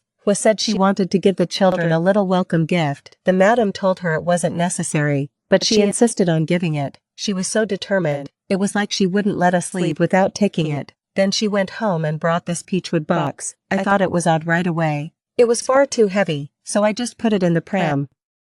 I just took it off the cart and realized it's gold bars. What on earth do I do now? Yuen, do you think Mrs. took the wrong suitcase by mistake? Should we return it to her? She's missing so many gold bars. She might call the police. Mrs. Jean was an honest woman, and by now she was starting to panic. There's no way Mrs. could have mistaken something so valuable. I thought about it for a moment. No need. She said it's a gift for the baby. We should keep it. There was a sound from outside the courtyard. I looked up. A black G-Class SUV glided smoothly into the garage. I played with the two little ones for a bit. Xian Xian, Chin Chin, Daddy's home. Come on, let's go find Daddy.